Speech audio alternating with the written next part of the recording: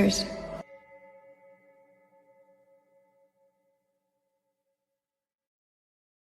And welcome to Diabolical Souls Presents Arcane Season 2, Episodes 3 and 4 tonight. I'm looking forward to this. Couple people can't make it tonight. That's okay. We still got a great panel. Looking forward to breaking this down with these guys. And before we get into that, quickly, if you could hit that like button, leave a comment, and ring that little notification bell. That's for you, Badger.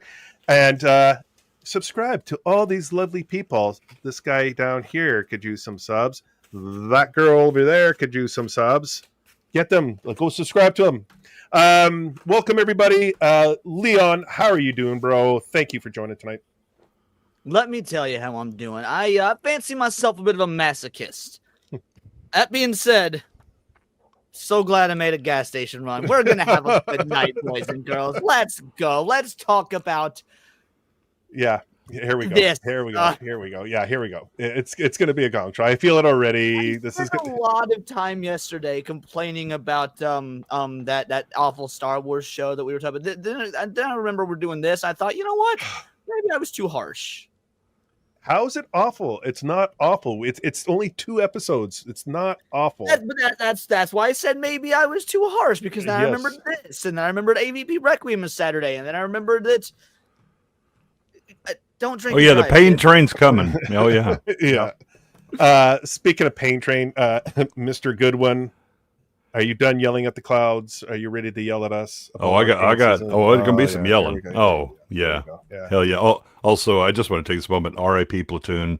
Pour one out for one of our homies. Yeah, one of our homies. He's bad, busy. yeah. He's busy. That guy's got so much work. I'm surprised he even makes it to these shows, and plus it's like 2 a.m. or 3 a.m. when he joins us, so it's like crazy that Platoon works on American time anyway, because that's the way he rolls, but also he works on young time, so he gets like 2 hours of sleep maybe. I'm pretty sure Nosferatu was based on him, because like that guy never sleeps during the night. So speaking of creatures of the night, Nadia, how are you? I'm good. I'm glad to be here with you guys, because I love talking with you guys. But wow, Netflix really shit the bed on this series. I just finished the entire series over the last few days, and I wish I didn't, because I'm not excited for the next few weeks. But I'm excited to be with you guys. But I'm just not excited to talk about this crappy show. Okay. Well, speaking of that, so here's what we can do. We can do 3 and 4 tonight. Okay. 5 and 6 next week. And then to finish it off before Christmas, we do the 3rd act. I like it. I won't be here next week, but I will be back for the lesbians. Son of a... So I will be... I'll be back for the lesbians. I just want to say to my Gooch... What are you talking about? That's in here. Watching the show. That's this lovely lady down here. Hey, Gooch, you got room? I'd love to be on there. Hey, Gooch, I can't be there. Hey, Gooch, I can't be on this one either. I have a commitment. Hey, Gooch. One Thursday. She was just making a rhetorical question. She didn't mean actually put her on. It's one Thursday a month where I go talk about 80s horror nights over at a Pop Culture Minefield. It's one Thursday a month. Maybe move your show away from Thursday. You know who I asked and has been there every week? This guy, Nick. How's it going, buddy? Doing well. Hold on. I'm doing better than this show is, that's for sure. Yeah. Also, any of you that were going to sub to Nadia, sub to Nick. Don't waste your sub. Yeah, see, and she's giving me the finger for her actions. All right. Okay, go ahead, Nick. Sorry. How are you doing? I'm doing great. I'm great. I'm glad to be here talking with you guys. Yeah, it's going to be fun tonight. We're going to have a blast. And before we even get started into these episodes, quickly have to say hello to all my Gooch gang members. We had Rayo's #1. What's up, buddy? Thanks for joining us. And Tevin, the Lore Seeker. Evening. Tevin has been watching the previous Arcane discussions. Thank you very much, sir. And now I can watch one live. Well, we welcome you. Thank you for being on with us live. I appreciate it. We have to make you a member soon. Someone or myself will have to make you a member, a Gooch Gang member. I've been trying to drop membership since the show started, and it's not letting me, and I'm worried as to why. Oh no, it's not an issue on your end. It's an issue on mine for sure. I keep pay your bills, Leon. Pay your bills. Yeah, well, I was about to say I'm worried. I'm wondering if I pulled like an ABF because I've done like every stream when I was like, shit, did I hit that YouTube limit they have you do? Because I'm worried. Yeah, I just want to say that I'm happy to be with someone of a man of culture and taste like Tevin. Unlike UK Gamer, who we all know is absolutely terrible. Let's just admit that. I like UK Gamer. I mean, I love UK Gamer. He's here because I was one of his favorites on Saturday Night Hypnosis. That's how he came onto here, and he's here now, and he's lurking and listening. We'll chat when I can. Thank you, UK Gamer. I appreciate you, brother. Big Ship's here. What's up, Big Ship? Always here every week. I appreciate you a ton. Thank you for showing up. Valiant Goat, another one showing up every week. I appreciate you guys showing up. This is great. Oh, Jake Martin dropped some memberships, but yeah, in the chat. That's worrisome. Yes. Jamalama OG, he's here.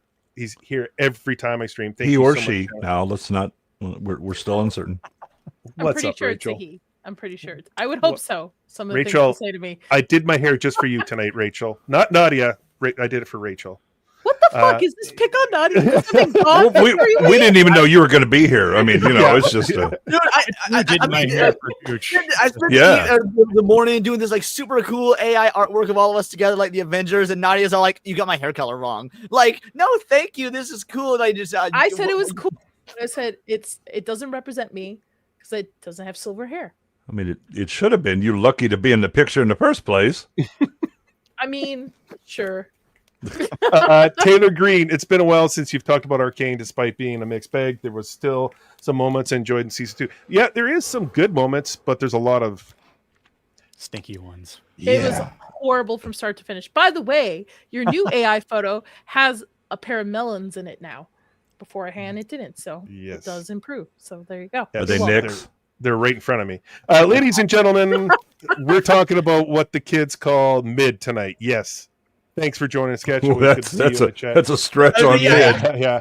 Mid is being generous, but I'd say ass, but Eraserhead's here. The other more in the mid of the ass, right? Kind of in the crack of where that kind of hole is. Yeah. Jake Martin, I'm this weekend. I'm making a video for you. I'm making a video for the people who keep donating to the channel. I'm definitely gonna make one for you, brother. Let me send one. What the fuck? What's going on, Gooch? Check your balance.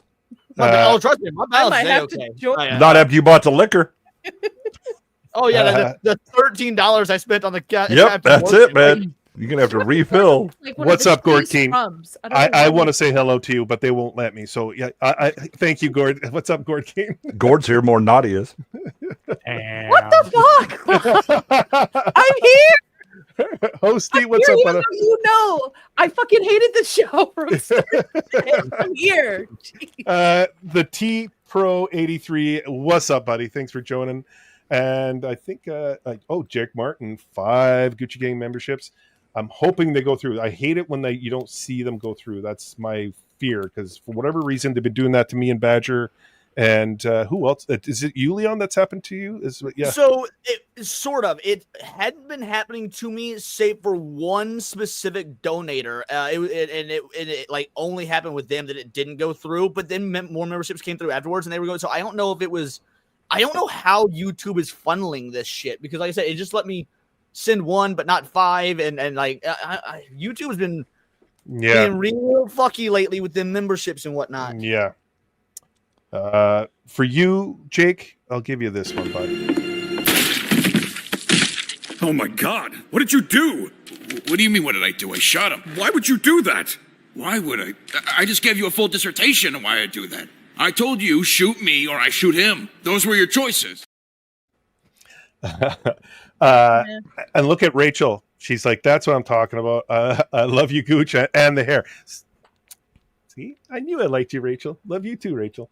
The 1 membership. Thank you, buddy. One went through, but 5 won't. Well, I don't know what the fuck's going on. I think it has to be people, like, as everyone's green in here, besides the one person you hit, and that probably would be, hi, Vax.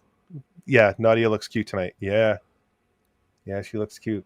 I'm in my fucking pajamas. I'm not turning on the camera. Westfall Rangers, what's up? Thanks for I joining, didn't bro. straighten my hair. You can turn your fucking camera on, okay? No. You can't even No. get dressed for the stream. Oh my god. What the Tevin? hell?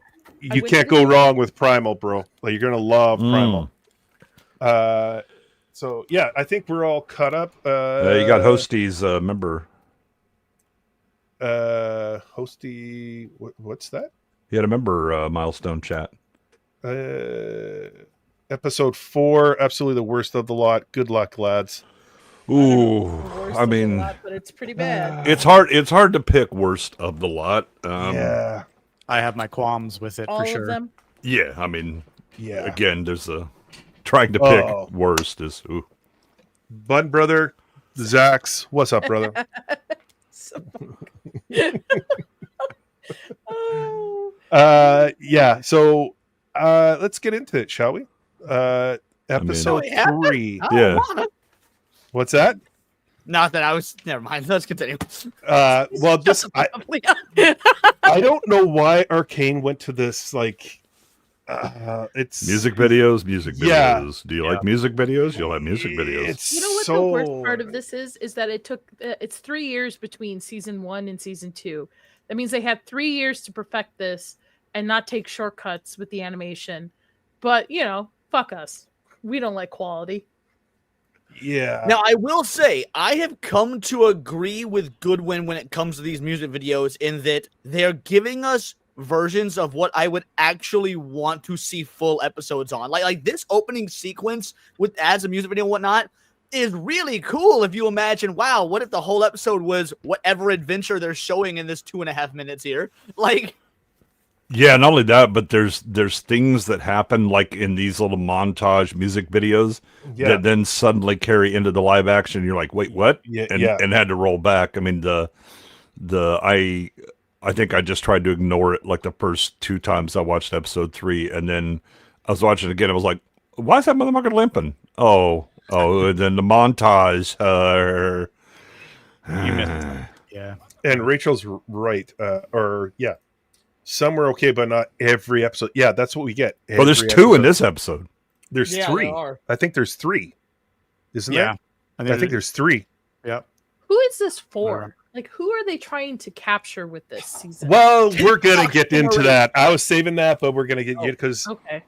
watching these Not episodes again, I'm like, oh, this is even smacking in the face really hard now because when you see all the scenes, it's all women. These 2 episodes, it's all women based.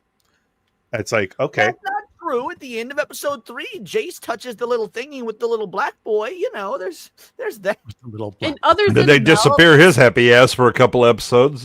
yeah. I would I argue wouldn't know. Mel I've is not the gotten only past episode attractive 4, one. so. yeah, definitely a TikTok audience. See this, Terrible. a lot of the videos they should have had in this season, and they should have had another season. I think it would have played out better. No. What do you mean? but, No. I mean, so look at the level of writing. You No. could have given them 100 additional There's seasons. writing? I am sick to death of motherfuckers all over the place coping, saying, "Well, this was cram. They didn't have enough time." They piss away so much time in these episodes covering bullshit nobody cares, and then cover things that would actually be interesting and move the story along.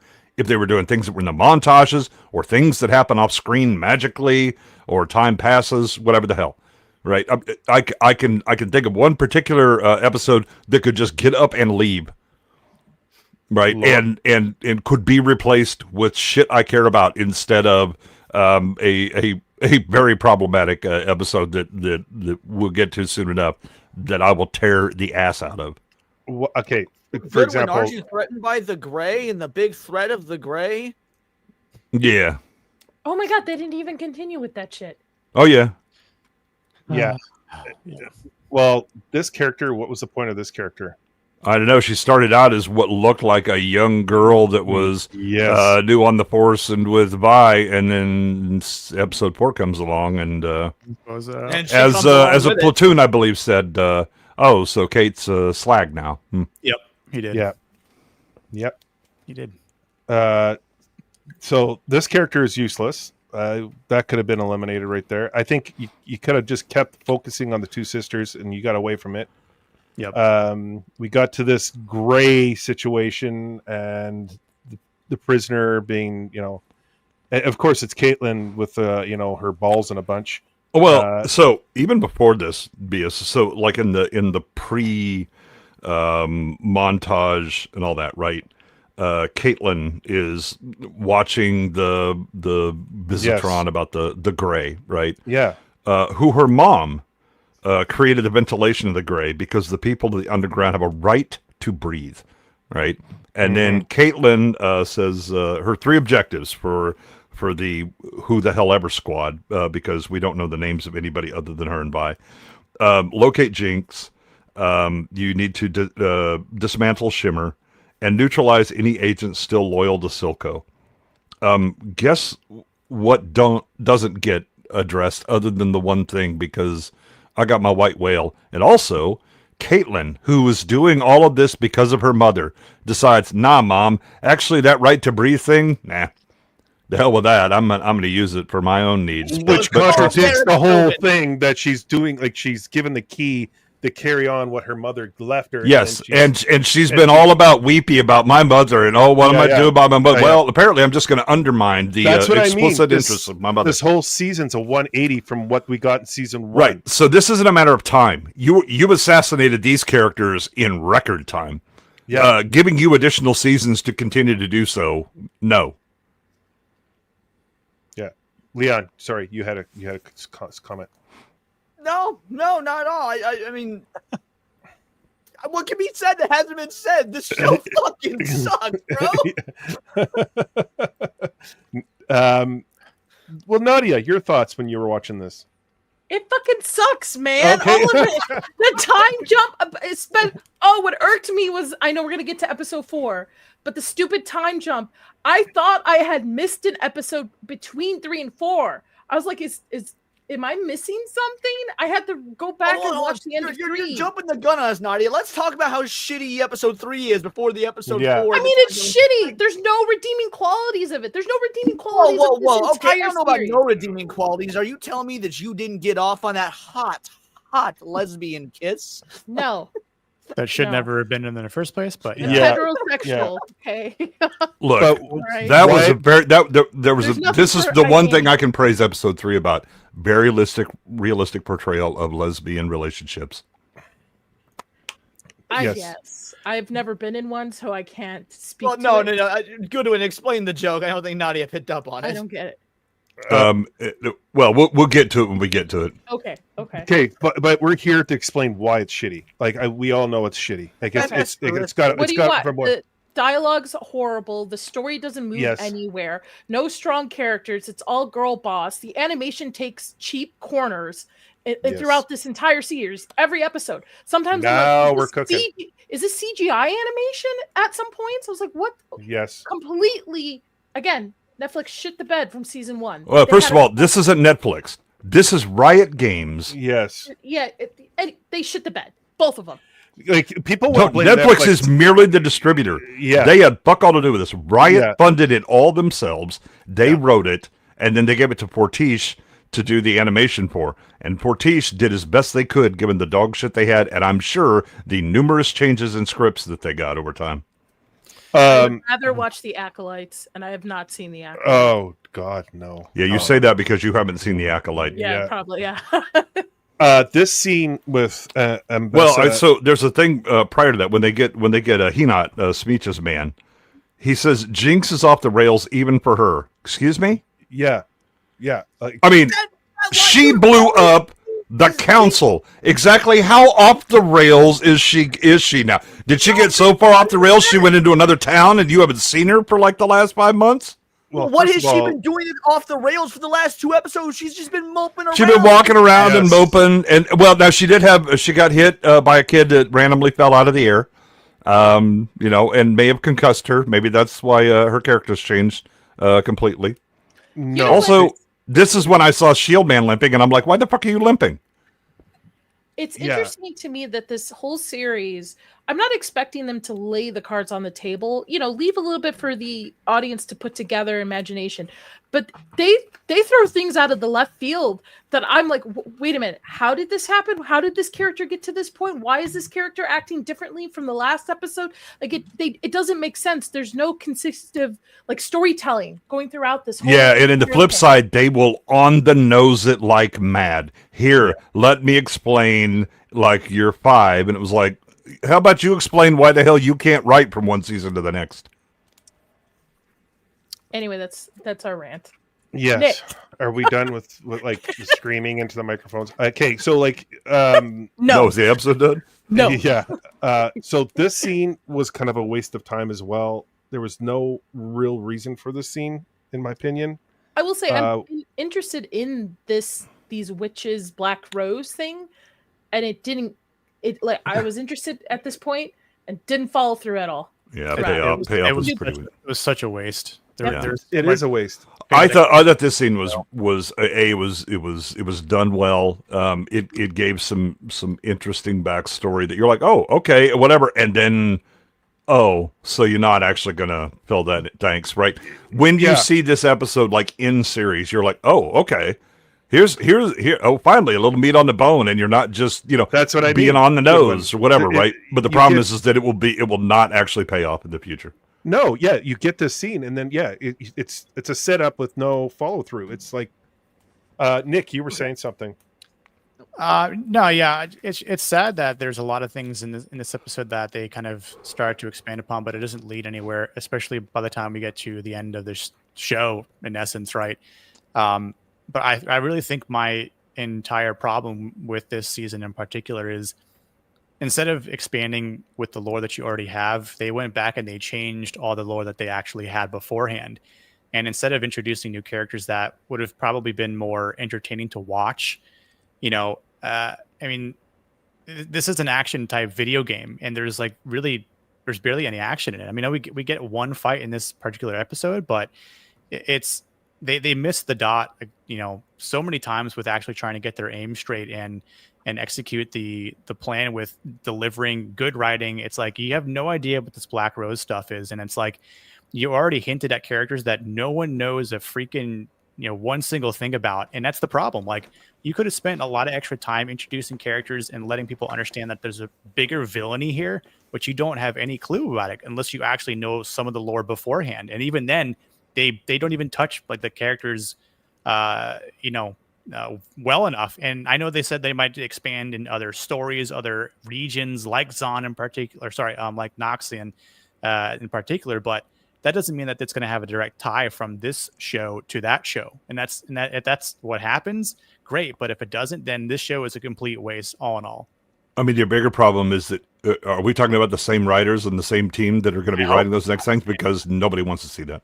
But it's like Riot is shooting themselves in the foot, where they think this is good and they think this is what a lot of people are wanting. And I know there's a lot of people out there saying, "Oh my God, this show is amazing," and it's not, or it's fantastic. And it's like, but are you really looking at the same show that we're watching? Because there's no fucking way in hell that you can honestly say, but beyond a shadow of a doubt, that this show has excellent writing, because it does not. No, and you've seen it. Character development, like good character development.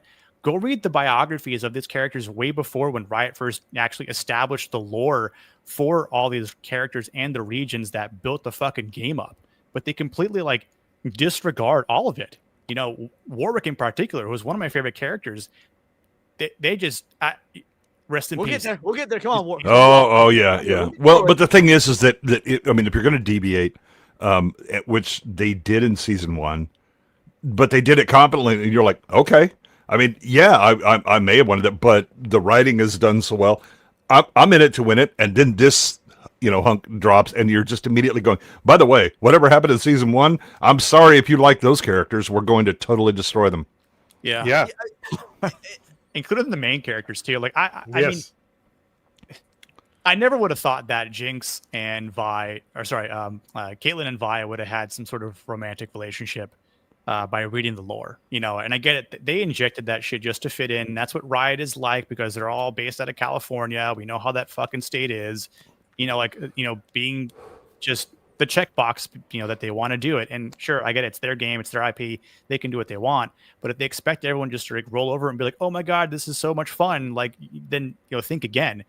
And, yeah, I wouldn't say, yeah. I will say, if they're going to make characters lesbos, which it was implied in season 1, just to be fair, but if they're going to make characters all like lesbos, I am glad it's the two that I give the least of a fuck about. So, but to be honest, Leon, like, and we're at that scene where this is the scene where Or are we at 8:35 already? Yeah, where Caitlyn, decides to, kiss Vi here, but like, was there a need for it?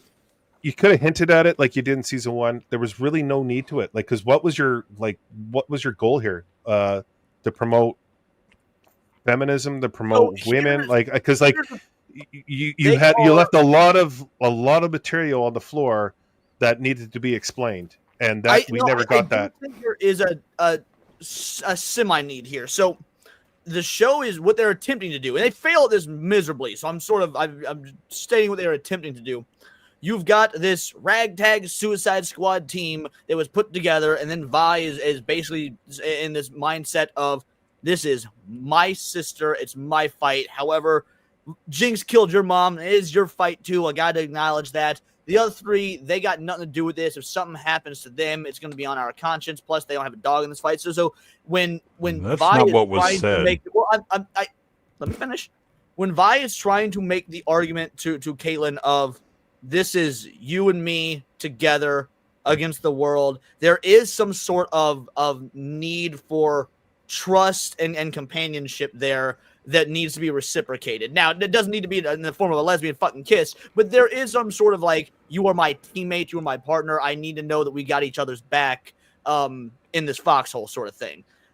They just did it horribly. Yeah, so, first of all, Vi has already decided, and then undecided, and then decided again, that Jinx is not her sister. Powder is dead. I didn't think she was. Yes, she did. You said Vi's coming out, and she's going to take care of her sister. She's going to be the one to defeat it. Because they're fucking biological related. Right, except that Vi doesn't think that. Semantic. What I'm saying is, right. The other thing is the reason that Vi says we need to get rid of it is that Jinx will somehow will confabulate them or whatever. She doesn't know them. Hell, we don't know them. How in the hell is that going to work? Right? They're probably going to be the most clear-headed, unlike these two. But what we need to do is get the most emotional and compromised people to actually go after it so we can have the scene that happens. This is shit writing. You're saying the same thing I said. I'm very confused. You did. You just said what Leon said. But Kevin has a question here. What race is the cat lady who treats Selko? I think that's her name's Lest. And Nick could probably answer that because he's the nerd. Stuff. To be honest, I don't know what race she is because the vitiligo is hard to tell because she's calico and I don't know. Sorry, that was dumb.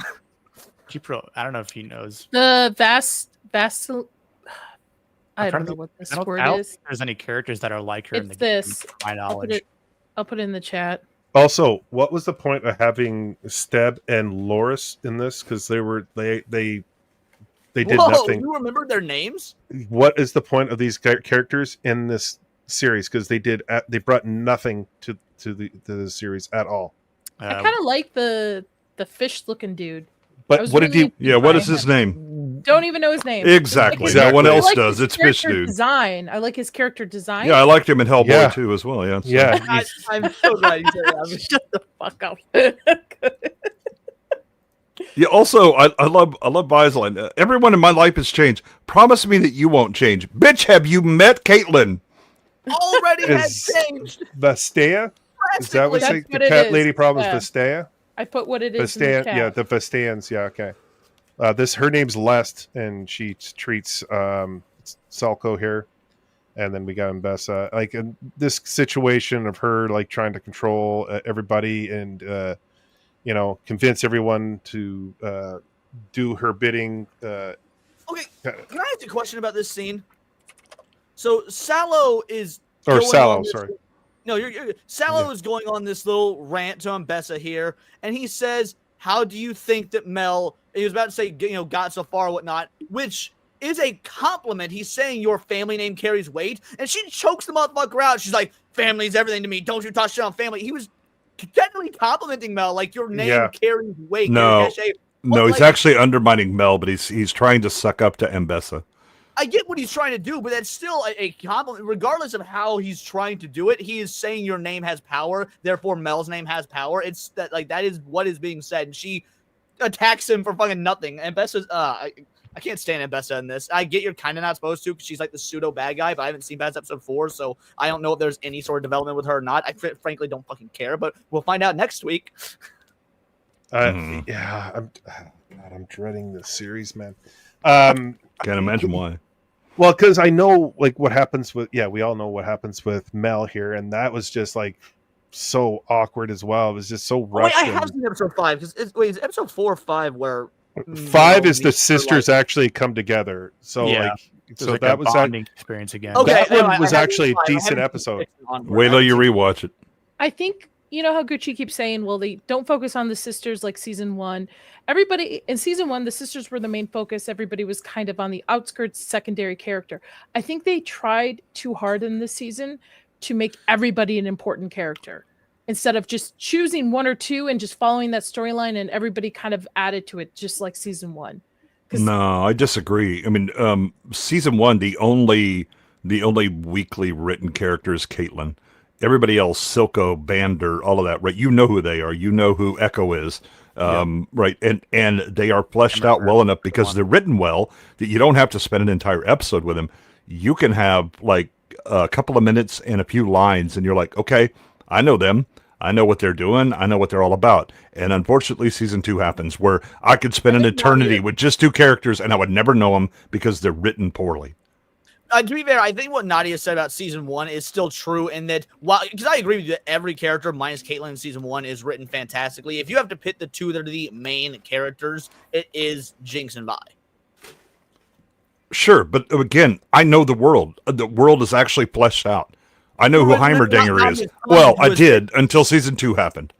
Nadia's comment is that it seems like in season 2, and I agree with her, that because Jinx and Vi got the main character treatment season 1, they tried to backseat them to put everyone else forward, and that has, which by the way, I think is a good idea in theory. Right, but they can't write. So again, this could be the Jinx and Vi episode where they are just in a room talking for 9 episodes, and you would still go, what the fuck is going on? Are these the same writers from season 1? Most of them are. Most of them are. You do, however, have a showrunner that was pretty integral to it, who kind of laid out for season 2. Even with the poor writing, I think it's just too compact with too big of a cast to focus on, because you got to know what's happening with Mel. You have to know what's happening with Jace. You have to know what's happening with what's the owl? Heimerdinger? No. The guy on the skateboard. He like has the owl mask. Echo. Thank you, Echo. You've got to everybody's kind of has to get a spotlight, and I think they're just, with the poor writing, they don't know how to balance it well for season 2. No, because they can't write. Because again, in season 1, they all got a spotlight. It's why we know them.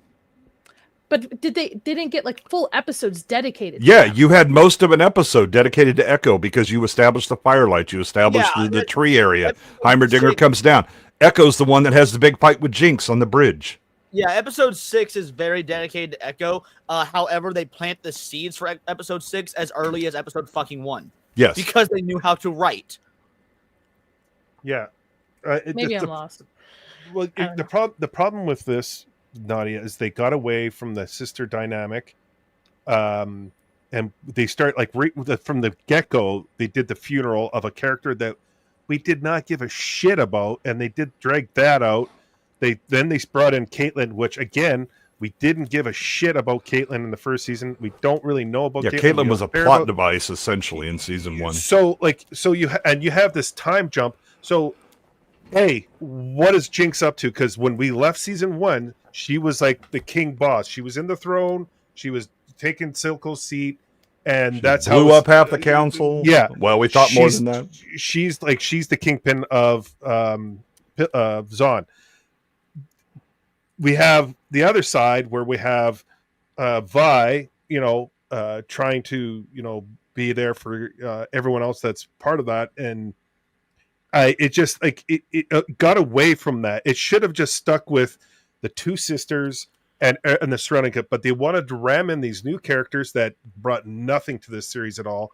Victor developed into this freaking messiah who, again, that was I don't even fully understand what the fuck that was the point of Leave it on this frame before you go further, by the way. We barely got Jace until, was it episode 6 when we started really getting more? He's in episode 1, and then he goes down with Victor, and then we don't see him again. Well, so we see him when when Skinwalker Heimerdinger decides to come in with Echo, and right here. Right, because they were checking. Well, the original one is when they come in, they have the tea rather than going, what the hell's going on with Victor? What the hell happened to the council and all that? Right, none of that happens. But we know that the tree is getting sick and all of that, right? Yeah. But yeah, Jace, again, all of these big important world events, and he is still on the council, but doesn't seem to show up, and no one is interested in actually talking to him and finding out, bro, you here? We're making some real big decisions. Nah, it's fine. So this scene right here that this frame is on, I want to like this scene because I get where they're going with this. I like that they are doing an explanation of this effectively wild magic, and it's Jace is kind of being a dickhead, but he's doing it to show Echo how wild magic works, at least to the best of his understanding. There's cool ideas here, but I think it's so hasty and the dialogue is so simplistic that I was like, oh, this is I don't know. If we're talking about magic, we're talking about the arcane, I want some mysticism, I want some mystery, and it's so blatantly laid out as opposed to letting you come to the conclusions. I was like, fuck, this is almost an interesting scene, but it misses the mark. Well, except that they introduce a pretty clear plot device that Heimerdinger should have known, but doesn't. That it's in the basement of the Alamo, right? It's in the real problem is in the basement of Piltover. If you go all the way down this big shaft, then oh, by the way, when you're going down there, you can see water pipes and air ducts and all that. But the engineers who dug that big hole didn't realize, if this thing screws up, it can actually blow up and follow those lines. Well, here's a little moment. Okay, Jace sat there beside Victor's bedside in the first episode of this series, and Victor wakes up and then leaves. Jace just it's fine. It's fine. Everything's fine. Go find your friend and find out what the hell is happening. Why are you letting him leave? Yeah, you don't know that this is Victor. It's so bad writing. Anyway, let's continue because it's. I mean, look. It's explained, Goodwin. Their paths diverged a long time ago, and it was companionship that kept them together. Obviously, yes, and also plot needed to happen. And then we get to Mel. And this scene, she's trying to, keep an eye on her mother. Yeah. I would have loved to have the Mel and Bessa storyline be the main storyline of this entire season because of the Black Rose and making it feel like there's a bigger villain out there and just continuing on if they're going to, and if they're going to roll out different sideshows too as well, like focus on that, give a little bit more to that, and then similar to what you did with season 1 with Vi and Jinx being the main focus. But I am not with these writers. Not I saw this scene. Term writers. I thought of Terminator 0 when I saw the scene. I just wanted to You're waiting for Malcolm to come in and poorly explain why humans should still be alive and Yes, well, had she not had magic powers, she would be what we refer to as dead. Mel should have died in the beginning of the season. Yes, she should have died. Well, but then Jace would have been far more involved, and we can't have that kind of thing going on. Yeah, and that's why they missed the focus. They missed the focus of it. Like they totally don't understand what drives characters. The drive was to get as many female characters in this series and focus on them. Yeah, but if there's one that you totally forgot, absolutely Mel. Do not take my Nubian queen away from me. Yeah, well, Mel's the only attractive one out of all of them. That's also why you have cuck Jace. Yeah. Yeah, they're all. You got what you insufferable. wanted. Enjoy it. I'm sorry for my gender or whatever gender they claim to be. So yeah, they get a lead to, they find out where Jinx is, and then we have the mirrors, and yeah, this is just. I don't even, bro. Yeah. Okay, Cool this to is see. a bullshit shot, and Yeah. and it's also, I mean, you go one more and you find out just how bullshit it is. Yep. Right. And this again, this is lazy ass cheating. It's not how reflections work. She can't be up way the fuck up on a balcony and much smaller, and yet somehow is a direct reflection. So either she's standing right in front of them because you're looking right in her face, and she's standing right there, and the way that that thing is pointed, you're not going to get a decent reflection, or you're going to look odd at an angle, or you're going to look really small, right? None of this works, and that the losing the grounding in reality, which is one of the reasons that season 1 works so well. That even when you had, Jinx is going crazy, yeah, because she had singed fill her full of shimmer and all that, and that's why she has certain powers and all that, right? But everything else operated generally according to when the little hex crystals blew up. That's what blew shit up, right? When they were having problems with all this. This is just we wanted a thing. We thought it would look cool. Your blocking and everything is wrong. Doesn't matter. It's cool. It's fine because we're gonna have a music video. Yeah. Okay, I will say from this moment where Jace touched, like from a purely visual perspective, I do like what they do with this episode. Like again, we getting talk about how bad the writing and the story and the dialogue is. I will give credit where it's due. The whole fight sequence while all this psychedelic shit is going down is a visual treat. I next time I pop some mushrooms, I'm popping this particular sequence on, like for real. Well, and you better pop some mushrooms to have it make sense, because boy, is it a hell of a coincidence that they just happened to go down into the basement of the Alamo to play with to touch the magic that Jace knows not to touch, because he learned that with the original Hex Core. Yeah. But suddenly he's going to play touchy-feely with this new crazy thing. That's a good idea, thanks. And only because he's messing with it is Jinx not dead 10 ways to Sunday. For science. No, Caitlyn's not plot. dead. Caitlyn's not dead either. All of it, because again, Caitlyn's gun screws up, her fist could up. Silka or Savika would have been dead 10 ways to Sunday, but it's only because gun is malfunctioning that she's able to play along. Right, Jinx would have been smashed to powder, except that her gloves dysfunction because the magic's have to. Oh, but then it works sometimes, but then it doesn't because we need to string this out and make it look like it's an actual fight. Do you want to touch on the blurs here, or do you want me to? Oh, go right ahead with the iframes. The good news is you'll get a lot of slow motion in this one, so you can really focus. Yeah, like they're leaving out frames purposely, and you're getting it's just it's cheap. It's very cheap. Like the first season, it doesn't matter like where I paused it; it would have been crystal clear frame. Yep. Now you're getting the cheat code here. Yep, they're iframing like crazy. Yeah. Cutting corners. Yep. 3 years. I mean, if I read that script, I'd cut corners too. I'm not going to put a lot of effort into this. 3 years. This is what we get. 3 and years. for the money they spent too. Yes. It's egregious. 252 million for this. What a waste. Yeah. Chalk that up with the Acolyte for a waste of money. That's season 1 and 2 combined, though, to be fair, right? The 252 million. Just to make sure. Okay. It's still way, way, way too much. I'm not defending it. I just want to make sure that's clear. I mean, they've got one more good season than Acolyte did. There are far better animes and animation shows out there that spent far less and are far better.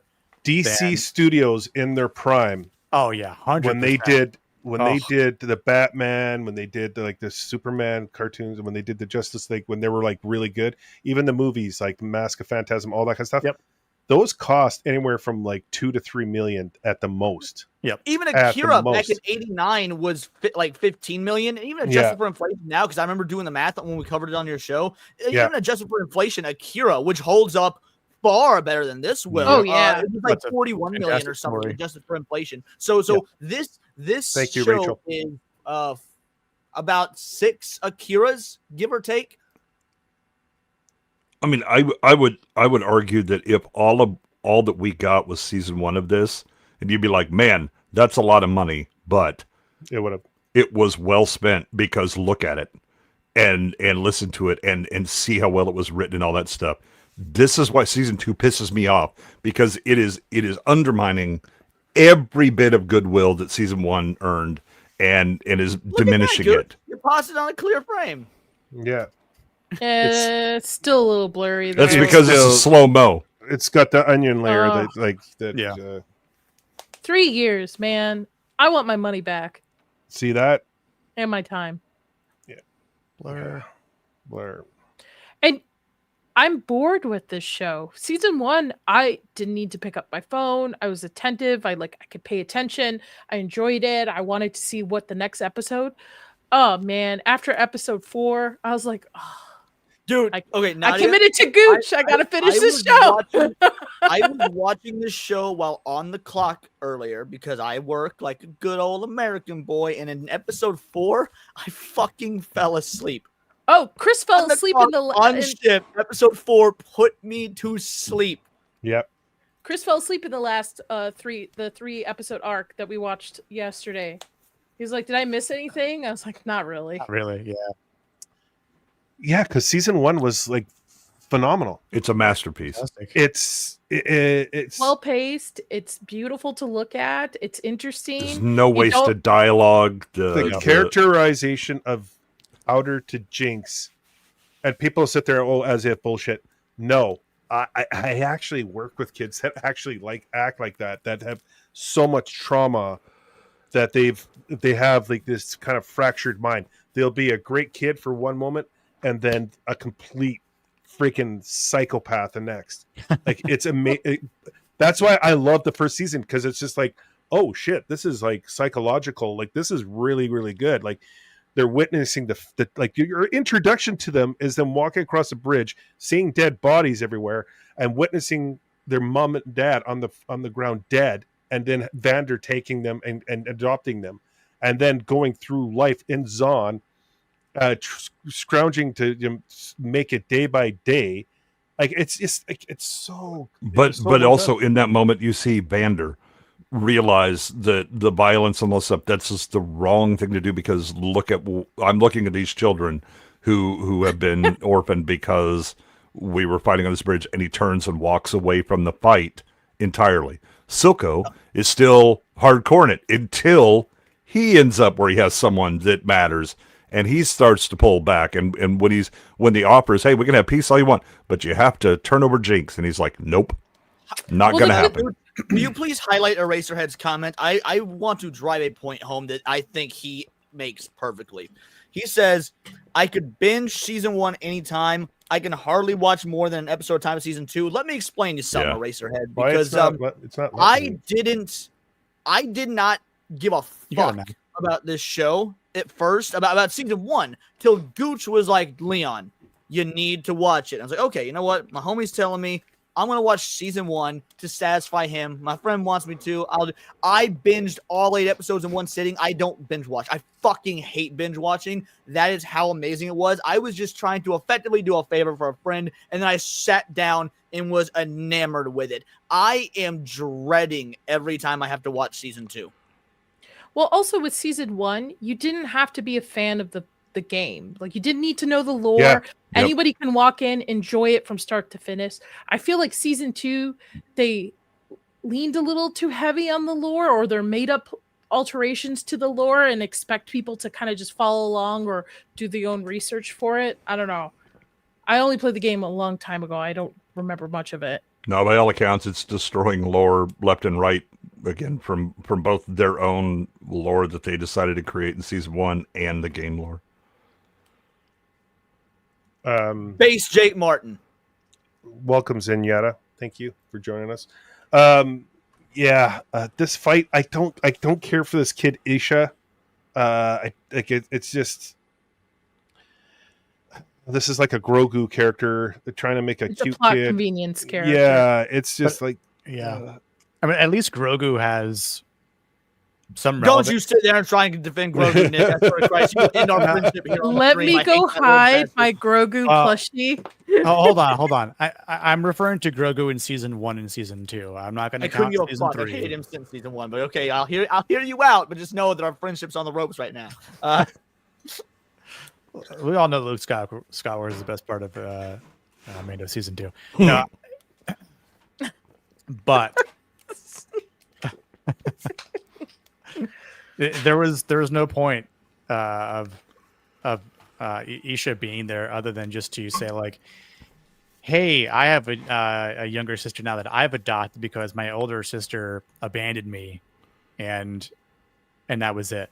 And all she did was cause trouble and kind of, again, be part of the family after a certain point in time. But I agree. If Isha actually spoke, No, you don't want No, him speaking. no. Not with these writers.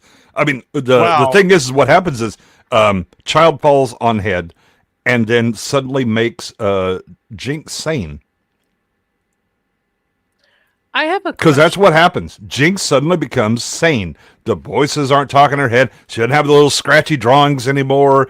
Everything. And then the minute that, oh my God, they got her and they're putting her in jail, scratchies come back and all this stuff, except not really, because she's shit. Yeah, I think Isha, just don't add her. I think if you're going to do this gunshot scene, have it where she shoots Jinx.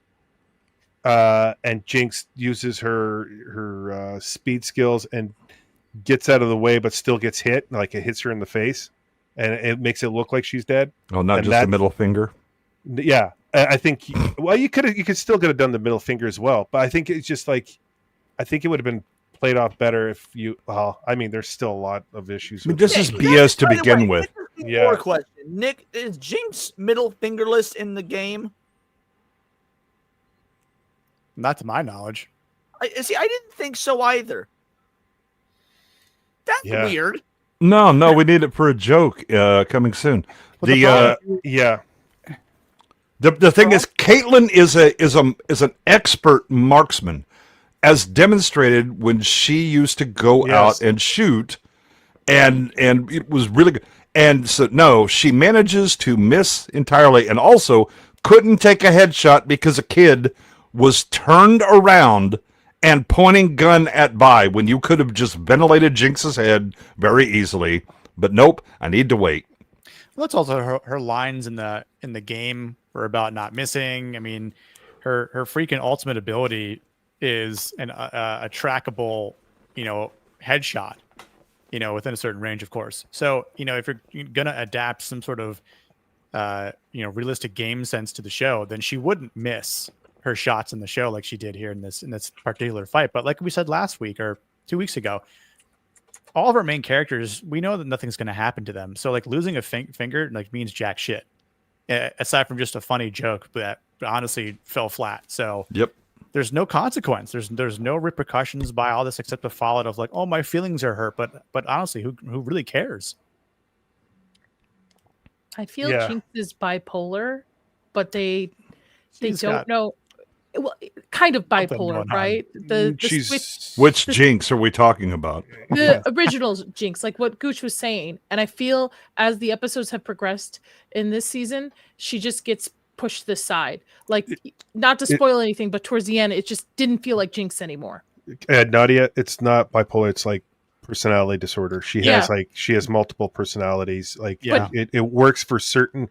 She knows how to have these personalities for certain situations. So like we have students like that. Like I've had this one female. She would be she would tell me her name, and then I'd see her in the hallway, and I'm like, hey, and then she's like, that's not my name. My name is this, and it's like a totally different characterized person in front of my eyes, and it's just like, holy shit, like. I don't That's know who I'm perfectly talking. fine, but I don't Yeah. feel they expanded on that in this season. Or No, they kind of cured No. her by They- having Grogu they- fall on her head and stick with her. Exactly. That's That makes no sense. Like after this episode, Jinx to me didn't feel like Jinx anymore. No weird. She doesn't feel like it before because she's moping around having a sad. But Jinx is but like, she's cured because Grogu. Jinx was like the Joker. She should have been But she's unpredictable. She's chaos, unpredictable, but highly intelligent enough to plan ahead, like 12 steps. That's why the Joker's so great in the comics, because he's planning out things, even though it's maniacal and it's crazy, it's all these things. He has this end game that no one else can figure out. And that's not Jinx though. Jinx doesn't plan that far ahead. That was Silco's job. I'm not saying she is, but she's smart enough to be able to like think that she thinks emotionally based, but she's smart enough to like right. She's intelligent enough to make things that achieve the goal. The problem is her goals are very short term and chaotic. She's not this willy-nilly crazy person in the streets like running buck naked saying, I'm Jinx. She's smart enough to create weaponry and bombs and stuff like that. She's a really put together villain. Like I'm like, holy shit, this is going to be great. Yeah, she's an agent of she is chaos. She's not just an agent of chaos. She is chaos. She didn't feel like chaos at all. She just felt like depression. Because that's what. Well, until she gets hit in the head by Grogu, and then she's fine. Everything's fine. Even after that, it just felt like she's just a mopey, depressed character the whole time. Well, Jinx can't think like properly. Like she can't be in her cortex. She a lot of the time she's emotional based. It's all in her brain stem. That's because of all the heavy trauma. That's what happens with these kids. Yeah, sadly that's not what we get in season 2. That's what I'm saying. It's completely turned off. Like they didn't know what to do with her. She just mopes around. Like there's no spark to her. There's none of that chaos to her. Well, it's a good thing they had a mental health company as one of their diversity and inclusion consultants. Yeah. Well, for season 2. I mean, yeah, and then do we see Caitlin again go into a rage where she's like she all of a sudden has this ability to take Vi down. Yeah. Well, and again, it is almost exactly 21 minutes in this episode between kiss and first example of lesbian domestic violence, and so I'm glad that one of the diversity and inclusion consultants was glad because they definitely got it accurate here. Thank you, Big Ship, for the comment. To be fair, Jinx running through the streets, flailing her arms, yelling, I'm Jinx would be closer to character than what they did with this season. Yeah. Well, the good news is nobody will believe her, as we will discover. Yeah. I don't know. A lot of this is just convenience storytelling.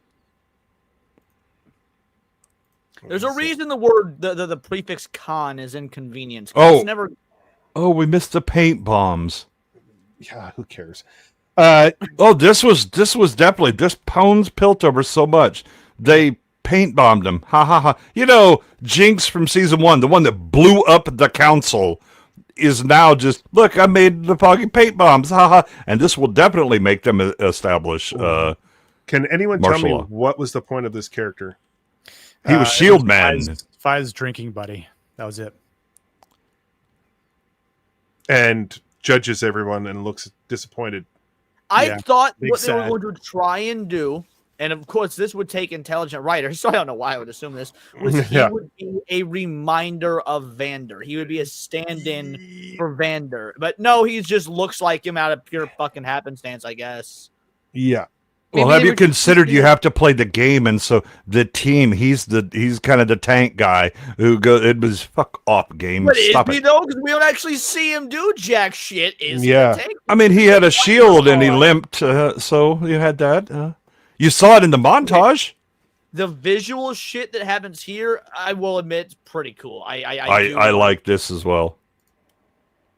Nick, unfortunately, payoff is shit. Yeah.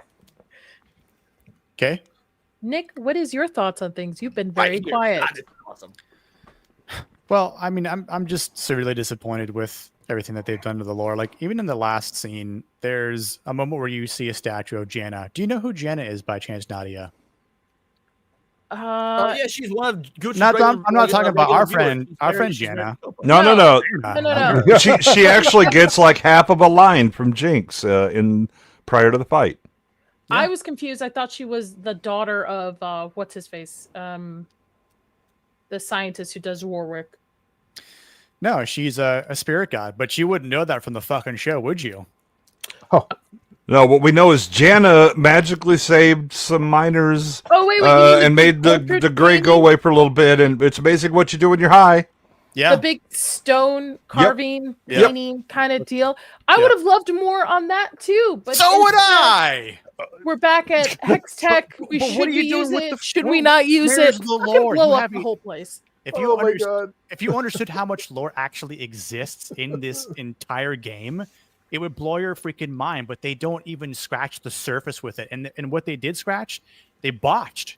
And it's like, hey, we're gonna do some plastic surgery and make you up to be beautiful. But instead, you end up coming out like I hate to say it, like Caitlyn Jenner, but it's just it's like, what'd you do here? Yeah. Like you looked like a freaking S tier model, and then you just completely looked like shit. That's exactly what happened from season 1 to season 2. Like they didn't include anyone else, even with this Black Rose stuff. You have no idea the villains that are behind this, and they only hint at one character at the very end in episode 9. His name is Swain, and he's a badass, but you wouldn't know that from the show either. And we might not ever get him in a different show that they do as another spinoff. Yeah, So, It's so it's such a waste. It's such a yes, waste. it again the writing is shit. And they were changing some lore in season 1. Okay, as long as you do it competently and you make it interesting or whatever, I'm in it to win it. What this became is, hey, remember this thing, but we'll actually even fuck that up when we do the member berry. Good work, yay team. As a fan of the IP, Nick, I feel for you. There's not many IPs left that have not been messed with. So Yeah. I'm sorry. Yeah, we're running out. We're running out. Oh, the gas Nadia. on now. Listen, Nadia. To be fair, at least Nick knows his IP is being ruined and sucks. Nadia enjoys Baldur's Gate 3, so. and Baldur's D&D Gate has 3 been is a ruined fun and time sucks, though. That's what I'm saying. listen, I don't buy anything from Wizard Coast. I I'm play fucking with you, D&D Nadia. I'm glad you 5e. enjoy the game. I'm messing with you. Oh I yeah, love don't even get me started on Halo. Holy shit. Oh, that's Oh so my yeah, God, yeah, yeah. I will Don't, blow- yeah, I don't, will blow a yeah. It's not. I will blow yeah. a gasket right now. Yeah. I still have an ounce of faith for Harry Potter, even with the news No. yesterday. Oh, I mean- I still got an ounce of faith. Enjoy that while it lasts. Yeah. But Nick, Yeah. I know you were a big fan of Master Cheeks. Come on, I mean that was Dude. peak TV. Come on. If Mandalorian can do I an entire legit season, threw my phone when I saw that because that was like, Yes. I'm almost at the point where we just do 4, 5, 6, like this whole second act all together. Because I don't even know. If So you just want to do 3 tonight and then do 4, Yeah. 5, 6 next? yeah, and- because because we're already an hour in, and we're still not finished episode 3. And I mean, the it's good like- news is that my list of notes for episode Wait a minute. 4 aren't nearly as long because I feel there's like really not that much fucking shit that happens. wait a minute, What's wait a that? minute. The lesbian scene is episode 7, right? Yeah, Which one? I mean, It's we 8, have I thought. we have one here, we have one in 4, and then we have the big The big one. scene. The big one. The big Eight. one. The big one. It's 8. Episode 8? Oh, okay. So I'll be around for that. Okay. Yeah. That's fine with me. we could speed through 4 if you want, but I only have one good thing to say about 4, and that's it. Yeah. Okay. Well, we end off, episode 3 with Mbessa, Oh, we get the very on the nose. Let's make Yeah. sure we show you how Mbessa actually did all of these things. yes. Are we, I are like we how gonna, we've been can we start talk- pounding our chest like this, like in unison? One. I'm not electing any of these, so no, I'm not actually. The hell with that. But Yeah. just when I We've started seeing actually this shit, I talked was about- like, Go ahead. Yeah. what is this? Yeah, I mean, you still have a council. What the fuck? I know, that's what I was saying. I was like, your whole council isn't dead. You realize that, right? Yeah, I don't understand why she also is taking the lead on everything. Because she's a powerful, big black Muscle woman. mommy. Yeah. Well, again, I mean, this was so on the nose with episode 1. Look, all the old people who are wise are dead, and we have only the young ones that can be easily swayed. So Mbessa can do it. It would have been a lot more interesting if Mbessa actually had to do some real work with some of the oldsters still around and Mel being dead. I don't think we've talked much of the plot for this episode, which There's tells no me plot. how much There we is no like plot. this That's the whole episode. point. It's No smash movie. toys together. Yeah. Nadia, the plot gets a fucking strike. That's what happens with this. Ugh. With this, I had to do that. Sorry. I'm only here for you, Gooch. and Leon and Nick. Maybe No, that was good, Nick. I thought that was fantastic. Yeah. It was... Leon, you haven't said anything much. You've been drinking away. I want to ask before I've only we had get... one drink. To be fair, Yeah. I'm a sipper. I've only had one glass. I just poured my That he is second. a So I had one sipper. glass in an hour. I had one glass in an hour. We're good. No, I the reason I haven't said much is because like it's all the qualms I have with the plot of this show or of this episode, I should say, is just continuations of the qualms we had with episodes 1 and 2, which we kind of covered to exhaustion. I'm struggling to know what to add. Again, the only things that I can bring up are the moments of good visuals that I do want to highlight, like when the roses were coming out of that chick's face, Yep. when you did have that super psychedelic moment. Like I liked those moments as artistic pieces. Now, do they work for the show? No, not really. So what's I mean, I won't lie. I would take lesser art for a better story. Ideally we could have both. We had both in season 1, so I don't know why we can't have both in season fucking 2. But yeah, it's. I don't know what there is to be said that hasn't already been said. Now I think it'll be easier in episodes 4, 5, and 6 because we have a time skip, so we have the new, effectively a new plot to start taking the reins on. But this is really just the limp dick finale of what we've already taught so much trash about the last 3 weeks. Yeah, I'm sorry, Jim, but if you were looking for somebody to simp to terrible writing and character assassination, you did in fact come to the wrong place. Yes. And I'm sorry that you're not sticking around, but I'm not praising this dog shit. I can't do it. It's not worth. If you want to still go elsewhere. Yeah, I've actually thought about like turning off the if I could set like the localization to silence. And then just watch, so I can have the music and the visuals and all this stuff, and make up my own story based on what's going on. I assure you, it would be better than what they wrote. So you eventually want a mystery. Whoa. 3,000. Okay, no, worse than Arcane. Yeah, Tevin, worse than Arcane season 2. Yes. Don't even. Tevin, if you hate this, do not go to Dune. Dune is my favorite series of all time, so let me tell you, it makes this look fine. All right. Well, let's end episode 3 and we'll get into episode 4. We'll scrub through episode 4. Oh, I mean, we have to have Singed feeding blood into. Caitlyn's announced. They start pounding their chests. Everything's like, we're great. She's taking the reign of power. Fishman's still wondering what the hell's going on, like the rest of us. He's the most based character. Well, he's like, why am I even in this series? Like, I don't even care. And we're in agreement with him. I would actually like to leave with Fishman at some point. Yeah. That's episode 3. We're doing episode 4. No, so you missed the Singed bit where he's hooked up to Warwick. Oh yeah. And putting his blood into him. Yeah. Which raises questions. Yeah. I mean, does it? Are we questioning anything about this show? Yeah. Well, I mean, it raises questions about their consistency, which is fuck all. In that regard, fair enough. Yeah. You're welcome, Tevin. That's why you come here, because we'll give objective opinions here, not subjective, objective opinions. But yeah, Hunter Loper, what's up? Thanks for joining us. I thought the season was rushed a bit. Overall, pretty good. I mean, get out of it what you get out of it. The thing is, I mean, if you're just looking for the visuals and the music, and maybe the occasional member berry of thing. Now, don't pay too close attention to that member berry for the lore because it'll mess you up.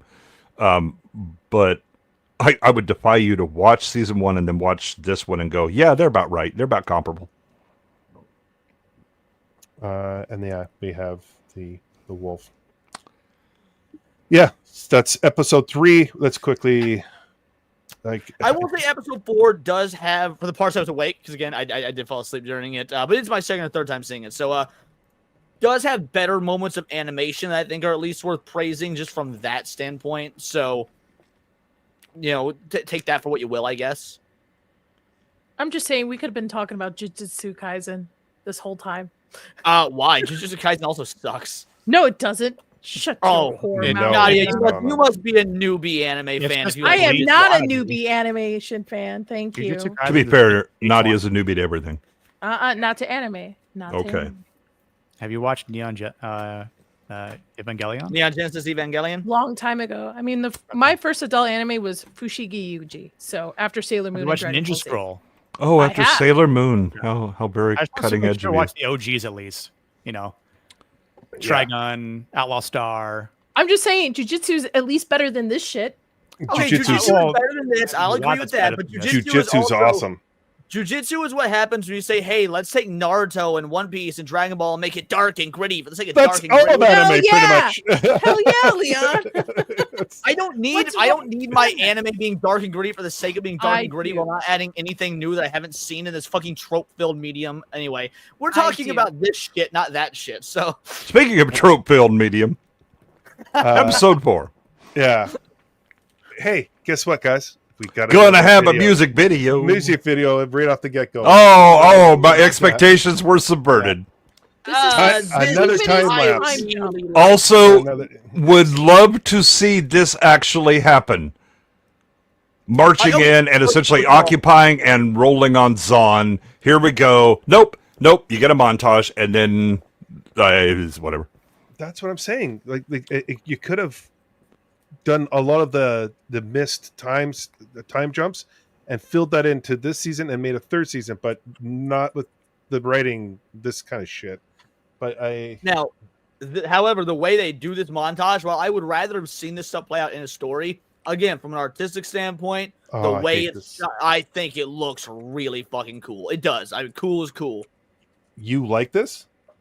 I do. I think that this apps doing what they do here, the way Look, Leon is jealous because Nadia had a really bad take, so he's got to go ahead. He's trying to keep it even in the crown, lofty sweepstakes. Look, if I'm trying to be honest, I think that this montage, again, while I would have rather seen this as its own episode, but for what it's trying to do, which is get across what's happening in the story in a very particular way, I think it effectively does that. I was able to understand and pick up on everything it wanted me to with a cool, interesting visual style. It did it in time with the music.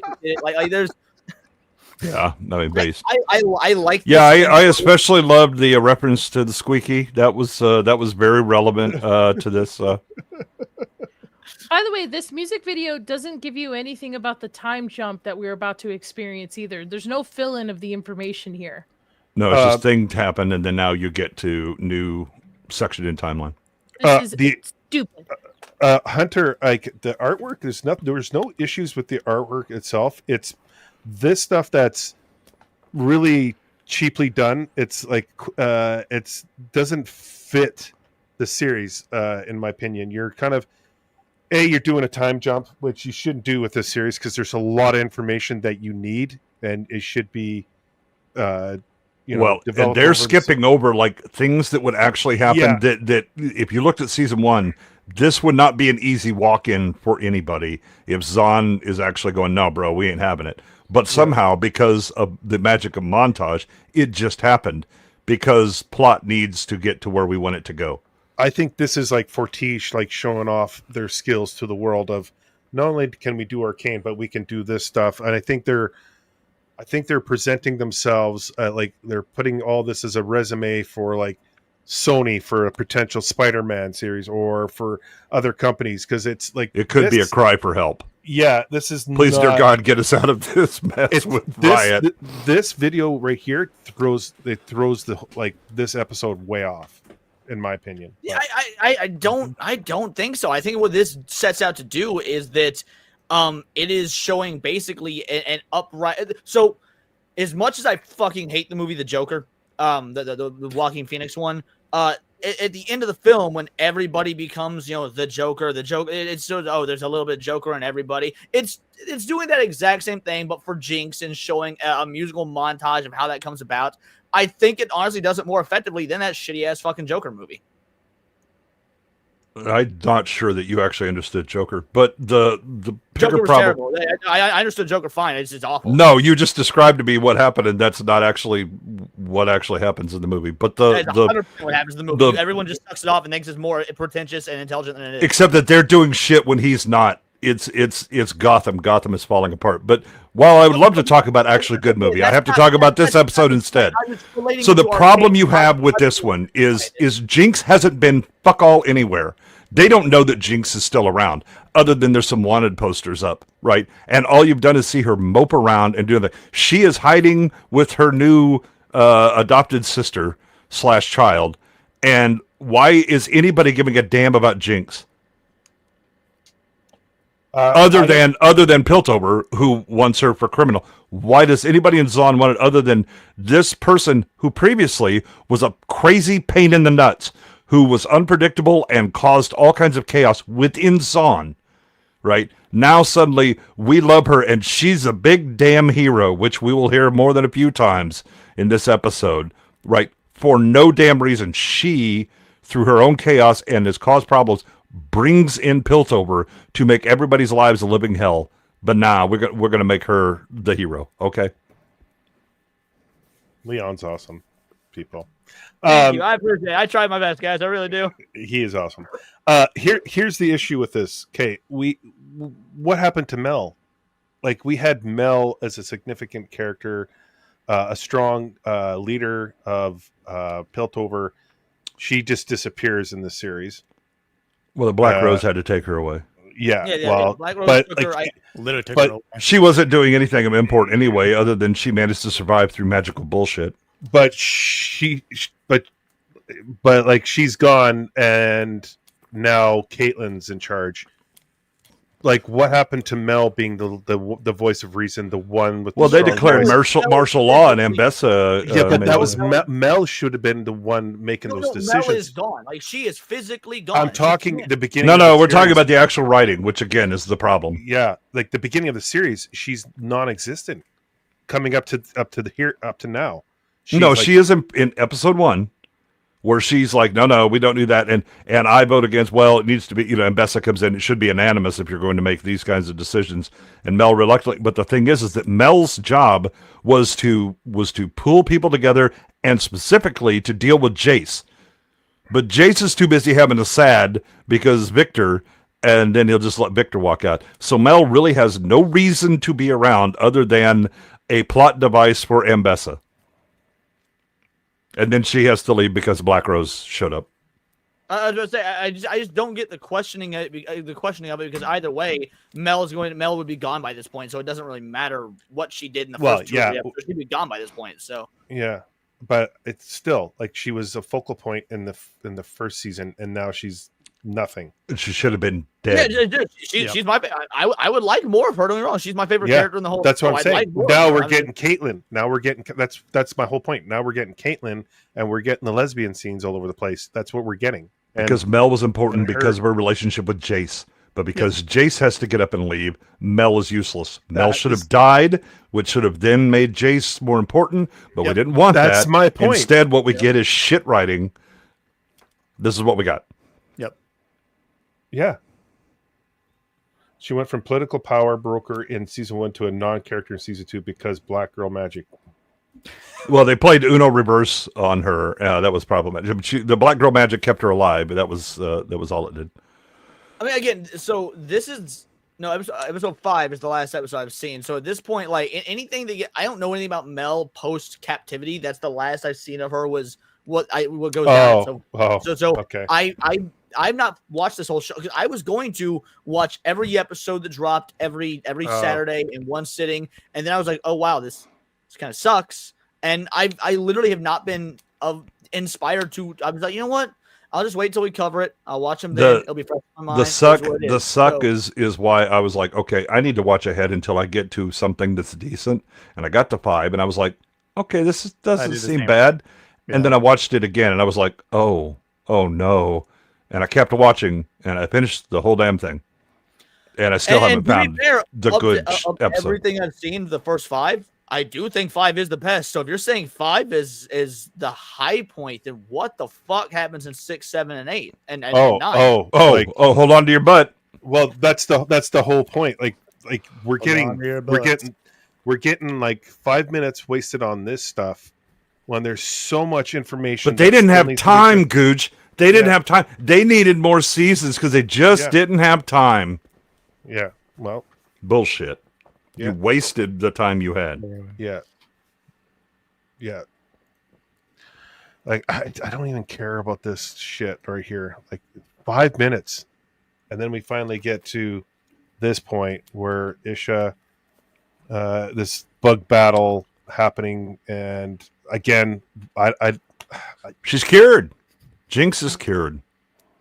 I don't even. And that's definitely the message you need to send. If you're mentally ill, if you just adopt a child, everything will be better. Said no one ever. Although, if you first have the child drop on your head first, you take some sort of frontal lobe trauma.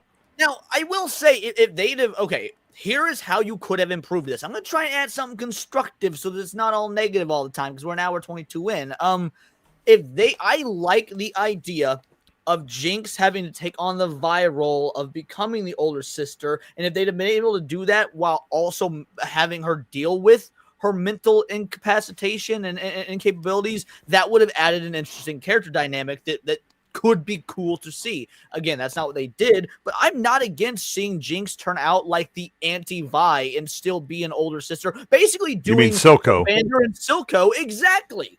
That's right, but that's again, it was like, okay, so if you're saying that the same thing repeats, that when you have, but unlike Jinx, Silco was not just chaos. He had a plan. He was stuck to it. He was a true believer. Vander agreed with him for a while until Vander didn't, because Vander then had to take on adult responsibilities.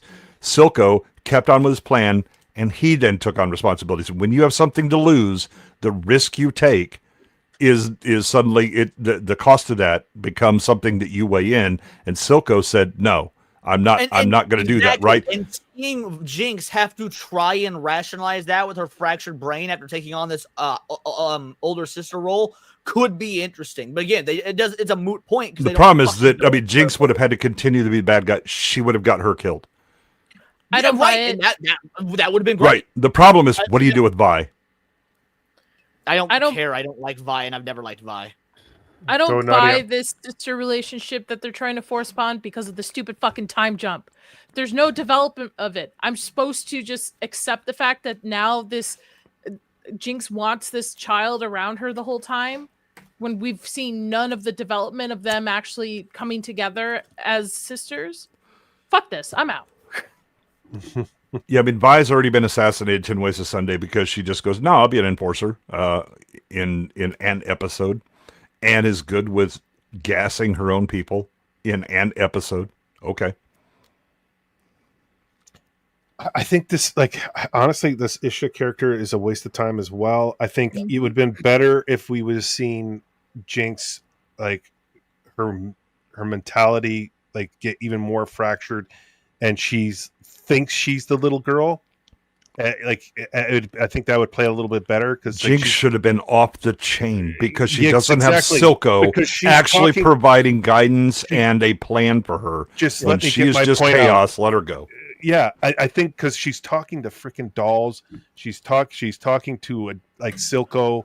I think it would have played out way better psychologically if she was had these personalities. She thought she was the little girl. She thought she was Well, she tried. You can have Isha. She tries to have normal relationship, but the problem is she can't, because she is so broken, and her chaos will happen. Exactly. Yeah. Well, they didn't do any of that. What they did is all you need to do is adopt a kid, and you're perfectly sane. We get baby Deadpool here. This is what we get. It's fucking dumb. Okay, again, hold on. This frame right here, another positive. Oh, well, never mind. It's gone now.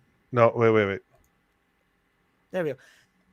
In light of everything we've seen with female characters of the last 5 years or so, I'm glad they kept Jinx hot. Are you looking to get on a list, or are you already on one and just trying to move up one? Jinx is an adult, is she not? Yeah, she's I thought you were into muscle mommies. No, that's Andrew. That No, was no, No, that's I- Andrew. I- Andrew's the muscle mommy. No, He's the Ambessa fan. No, I'm 100%. Yeah, no. Women that can beat my ass is absolutely a kink. That being said, for whatever reason, Jinx does something for me. Like, my all-time. I've told you guys, my all-time crush is Ronda Rousey. Like, fucking hell, guys. Ronda Rousey, actual muscles and looks like she went through puberty completely. Unlike this one, who looks like she's a 13-year-old colt. Do the rule. I mean, at least she's 18, right? I would hope. Is she? I don't Yeah, know. she is. She's older. Come on, let's. Is she? Is she, yes. though? Y'all trying to get me fucked up on stream, goddamn. Dude, you're the one that said it. Yeah. I can't help that you decided to out yourself. Female characters we've seen in the last half decade. Like, I just. How about this goat man? Are you interested in this goat man at all? You got a little something on Furry. you? There's a difference between muscle mommies Give you a and little furries. stir. Both give milk doesn't mean I want either one. Like, Whoa! Jesus. Well, milk him while you can. He's about to turn in. He's about to go to the shadow realm. I was going to say something, but I'm going to. Nope. I'm gonna let it Sipping's go. gone to gulping Let now. it go. Nick, your thoughts on this episode up to this point, anyway? Like, I know you're sitting back and just kind of laughing at our stupidity, but I'm laughing at how bad it all is because, I mean, to T-Pro's point, where, you know, and I might have made this point before in one of the previous episodes, but a lot of people don't know a lot about the lore and the biographies of these characters, and that's a good thing because all they really had to do was follow the basis of what they've already established, and yeah, they could include some new characters here and there, like they did with Vander and Silco, and use them for us to care about and then to kill off at some point in time. But, you know, they also could have added a lot of other characters that were mentioned, like, you know, where's the new villain that we're supposed to care about and be frightened about, and, you know, I mean, and wonder if our heroes can actually battle them and withstand them. But there again, we don't even get that, and there's a lot that doesn't really get focused on a lot. Like, I think in some cases, they don't even really divulge into the hex core and the what they call it, the chemtech, I think it's called, as well.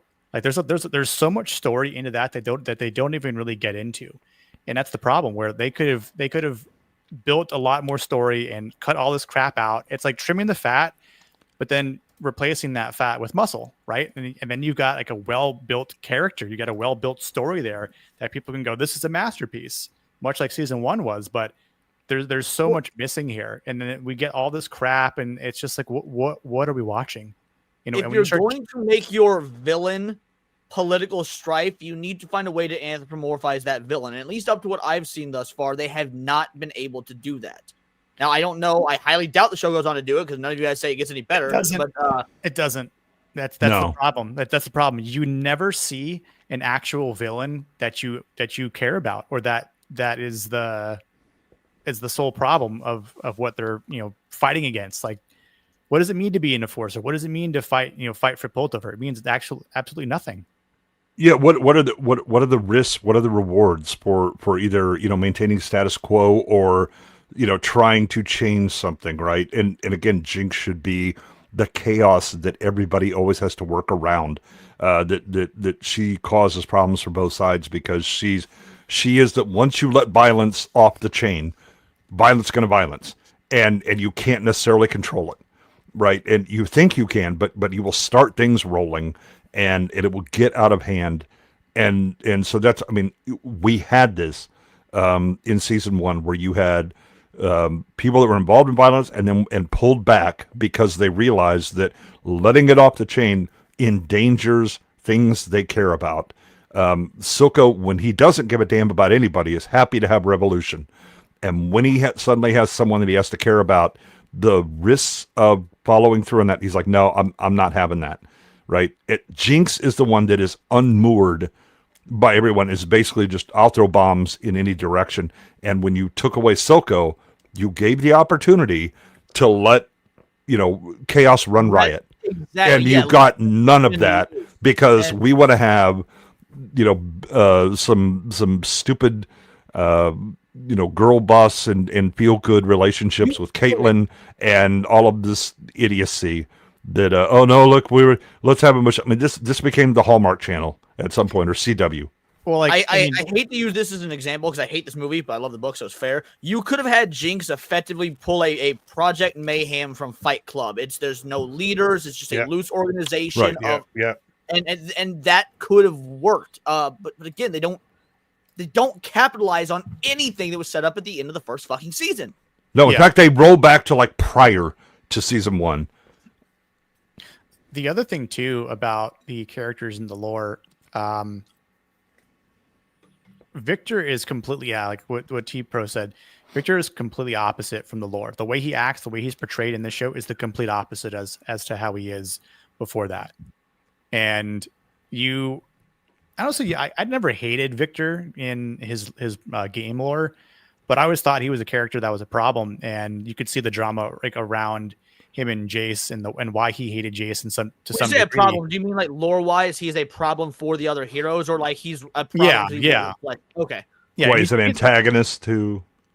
I mean, he had Jace. like there's a lot of drama between him and Jace in the story that you don't really see. Like, I mean, like he almost I believe Victor tries to send someone to. Well, he wrecks Jace's lab, and then I think at one point, Jace is almost assassinated from Victor. But like, that would have been so much better to see in this, but we don't see that at all. We just end up seeing a strung out fucking Jace who like looks like he's been, hitting been hitting that shimmer, crystal meth or some shit like that. Yeah, like, I mean, there's a lot of problems, and I didn't even know that they were doing that to Victor in the game, which I'm glad I'm not playing the game anymore because that would probably just make me quit because of that. But and I weep for anybody who's a Warwick fan in game because if they decide to retcon that and suddenly it becomes I think they will. And I'm really glad I'm not playing because he was like my main for the first couple of years when I first started playing this damn game or that damn game. But what a tragedy. So Maddie is. This is that pretty much name? Maddie. Yeah. Yes, Okay. this character. This is pretty much it for her for the rest of the series. Oh no shit! Pretty much. Yeah, and she comes back in the last episode. Yeah, but like again, like I mean, not much to her, but yeah. So, Caitlin, having this conversation next Tuesday, man. Yeah. The edge of the knife goes both ways. Accent bothers the fuck. I mean, I know it's completely unrelated, but it slips in and out so often that my god, her accent bothers me. So I'm glad she drops out of the show. I did want to point out in the after Goatman gets turned into charcoal painting on the wall, Ambessa points out that Jace and Heimerdinger have disappeared and they're gone, and she thinks the Black Rose got them both. How does this bitch know that Heimerdinger is actually missing? Yeah, I'm glad someone finally noticed Jace is missing. He'd been missing since like episode 1 at the end, right? But they just noticed he's gone, and then Heimerdinger. Why is he being brought up?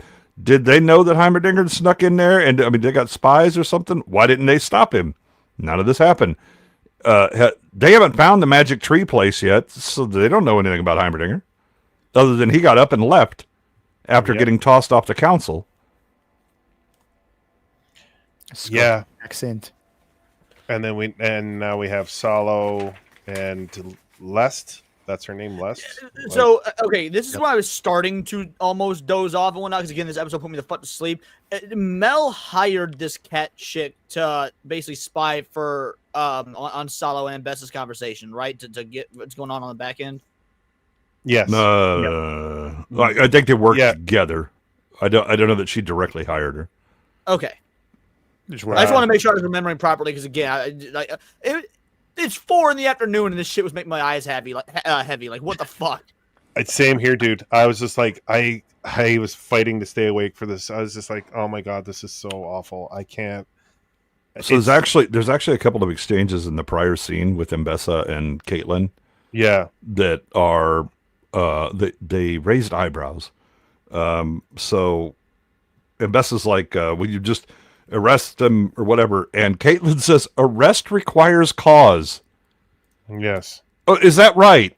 What's going on? You declared martial law, bitch. You assumed martial law. Martial law suspends that shit. She released the gray. Yeah, but I mean, she could arguably see like, okay, well, I had these things or whatever, right? But you've declared martial law, and you have clearly been doing it for a while because you rolled on Zaun. Where was your cause when you were just gathering up people in the montage that was happening? No, it's fine. And then, Mbessa responds with, "There's no greater cause than peace." And Caitlin then makes the stupid statement, "Why is peace always the justification for violence? Shut the fuck up, you idiot writers. Stop doing that," right? Not only that, but we've already established that Mbessa is from effectively a warmongering culture. So peace is never. Yeah, she's like, "What are you talking about?" But again, I mean, it's Mbessa playing Caitlin because Caitlin's an idiot because the writers are idiots. Yeah, that's then the Mbessa says something that really does undermine Caitlin from now on, right? Because Mbessa says, maybe I underestimated you. Maybe you have the strength to forgive and hope for tomorrow. So Mbessa, her plan is to keep Caitlin riled up or whatever, and she gives her the out of, no, actually, you could be the more powerful winning person if you just forgave and believed, you had the hope for tomorrow. And Caitlin goes, nah, I'm double down. I'm going to put on my Dracula coat and we're going to go get some now, right? And it's like, okay, well then Caitlin's assassinated. I don't want to ever have to deal with her again. Vi isn't in this episode at all, is she? We don't see her until episode 5 when she's like in the ring and like beating the shit out of people and whatnot, right? There's no Vi in this one? No, I don't think Vi's in this. Okay. Sorry, it all blurs together, so I'm trying to make sure that... Yeah, no, she definitely is in 5. Mainly Jinx in this one. There is. Yeah, Jinx in so this we one. rubbed through it. We had the conversation with Mbessa and Caitlin. See, tell me that in Dracula's cape Yeah, she got on. then we had you know, the paint bombs going off from Isha, like, you know, or Aisha, you know, setting those off, and with that was Savika. No, that was Isha. She was Savika's the one that pulls the side lever, and Jinx says, no, don't do that, and it blows up the paint bombs and smokes everywhere. No, and where they had all the people lining up, leaving through the gates. No, Isha, that's a different one. Yeah, yeah, we already had the attack on Piltover with the paint attack. Yeah, the paint. Well, this is the other one where what's his name? Drascus grabs the one kid and he has the blue what's his name? Rictus. I always want to call him Drascus. Rictus grabbing the kid with the blue mohawk and pinning him against the wall and using violence. And then I will say I did find that moment funny when Isha like jumps on I guess his name is Rictus. I didn't even fucking know. No, that. that's not that scene. That's later. That's that's a moment that I found. Where Rictus is like, really, bitch? Or not, and he's like takes all these hits to the face because it's like a 9-year-old girl and just flings her. Like it's like, violence against children. That's funny. Oh, thank God! Another speech from Savika that nobody listens to. This is where I fell asleep. Yeah. Like I remember her standing up to start talking, and I was like, yeah, out. Well, again, everybody else did the same thing. They're like, shut up, bitch. I woke up. I don't even remember how much I missed because I woke up when Savika and Jinx are having that, like, I'm Jinx. I'm the real Jinx. There's that dumbass guard that's all like, oh, the real Jinx will wear better pants. Like, that's when I woke up. So I don't really know how much I missed in the interim there. Probably not much. John, for $5, did it feel like to anyone else like they cut budget for the art this season? Seems like 40% of the show was just drawings in a flip book format. I think they cut. I mean, you had a reduced time. Yes. That you know, as compared to season 1. But I think that the montages in the flip book style, let's do stills or whatever, that's intentionally done because the writing is going, okay, things happen. Don't question them and don't actually examine them because they'll fall apart. But let's just do music video montage, and then we can get to the boring, bullshit, wasted plots that we want to focus on because we are all idiots. And again, they took out a lot of frames in this series, like a lot of frames. Like that I point to and go, okay, they were under a time crunch. They had to deliver. So you're right, John. Thank you for the $5, brother. Appreciate that. And yeah, glad I wasn't the only one fighting sleep during season 2. Felt like a shotgun blast of plots. Yeah. And again, I'm going to point this out. Look at all the women With It's blue just- hair. with blue hair. It's all women. Well, they're jinxers. yeah. You want to be a jinxer, don't you, Nick? You be cool like a jinxer. Look, as Yeah. somebody that like cut his hair really, really short and gave it frosted tips because I'm a Guy Fieri fan, I can't really blame these women. Oh God. Also, but the thing is they've got Isha up there with her little blue smoke bomb, and everybody's looking up like, yeah, except all of these motherfuckers know what Jinx actually looks like. Why are they, yeah, little child cosplaying as Jinx is Yeah. definitely what we're here for. And here comes the bad. Also, can I big just mention the mental retardation of an occupied city, which we saw in a montage where they just came through and they control everything. We're all going to gather around the big Vander statue, including Singed. Singed, what the fuck are you doing here? Yes. You Okay, don't now, care I'm about wrong. any of these people. I think that Singed, and maybe I'm giving the show too much credit, was quite literally there to knowing this would go down and using it as a test for Warwick, like to see if his creation will work. Now again, maybe I'm Oh, Give it I to thought of Gooch. that. His test is shit, which we will get to. Well, here comes Rickus, the big bad male, with the beard and very masculine high tea. I don't have a and- problem with the big bad male being the bad guy because pretty much everyone in Bess's armies are the bad guy because But they're way Leon, longer. all the females are rising up, and they're. Well, the good news is the pimp hand has shown up. They can rise up all they want. He is going to smack them down. yeah, All right, big ship, you got a point. yeah. Yes. Yeah. It's so badly written. And again, yeah, why is Singed here? Yeah. It- Why are it- the firelights hanging around with people who love Jinx? And why is this kid thinking that she can take on Rickus? That was so stupid. It's like Because the she's as dumbest dumb as the writers. I mean, to be fair, don't you work with kids that think they can take you on? Kids just have these delusions of grandeur. Like, yeah. And This they're is not where the we bright see them- ones, are they, Gooch? No. This That's is why I like said. the blood drops and waking of the Vanderwolf. Okay, so now okay, here I we am go. confused about how this little magic works. So, like, Oh his no, blood this is Singe's down. plan. I mean, Singe showed up. This is all his big plan, right? So Singe is going to squeeze some blood out now. It's been so long trying to figure out the mechanics of how squeezing blood on concrete or cobblestone or whatever makes Warwick wake up. Okay, so episode 5 explains it. Until it doesn't. Ha ha ha. So he squeezes the blood. Now remember, that's why I made you go back to the end of episode 3, where he's putting his blood into Warwick.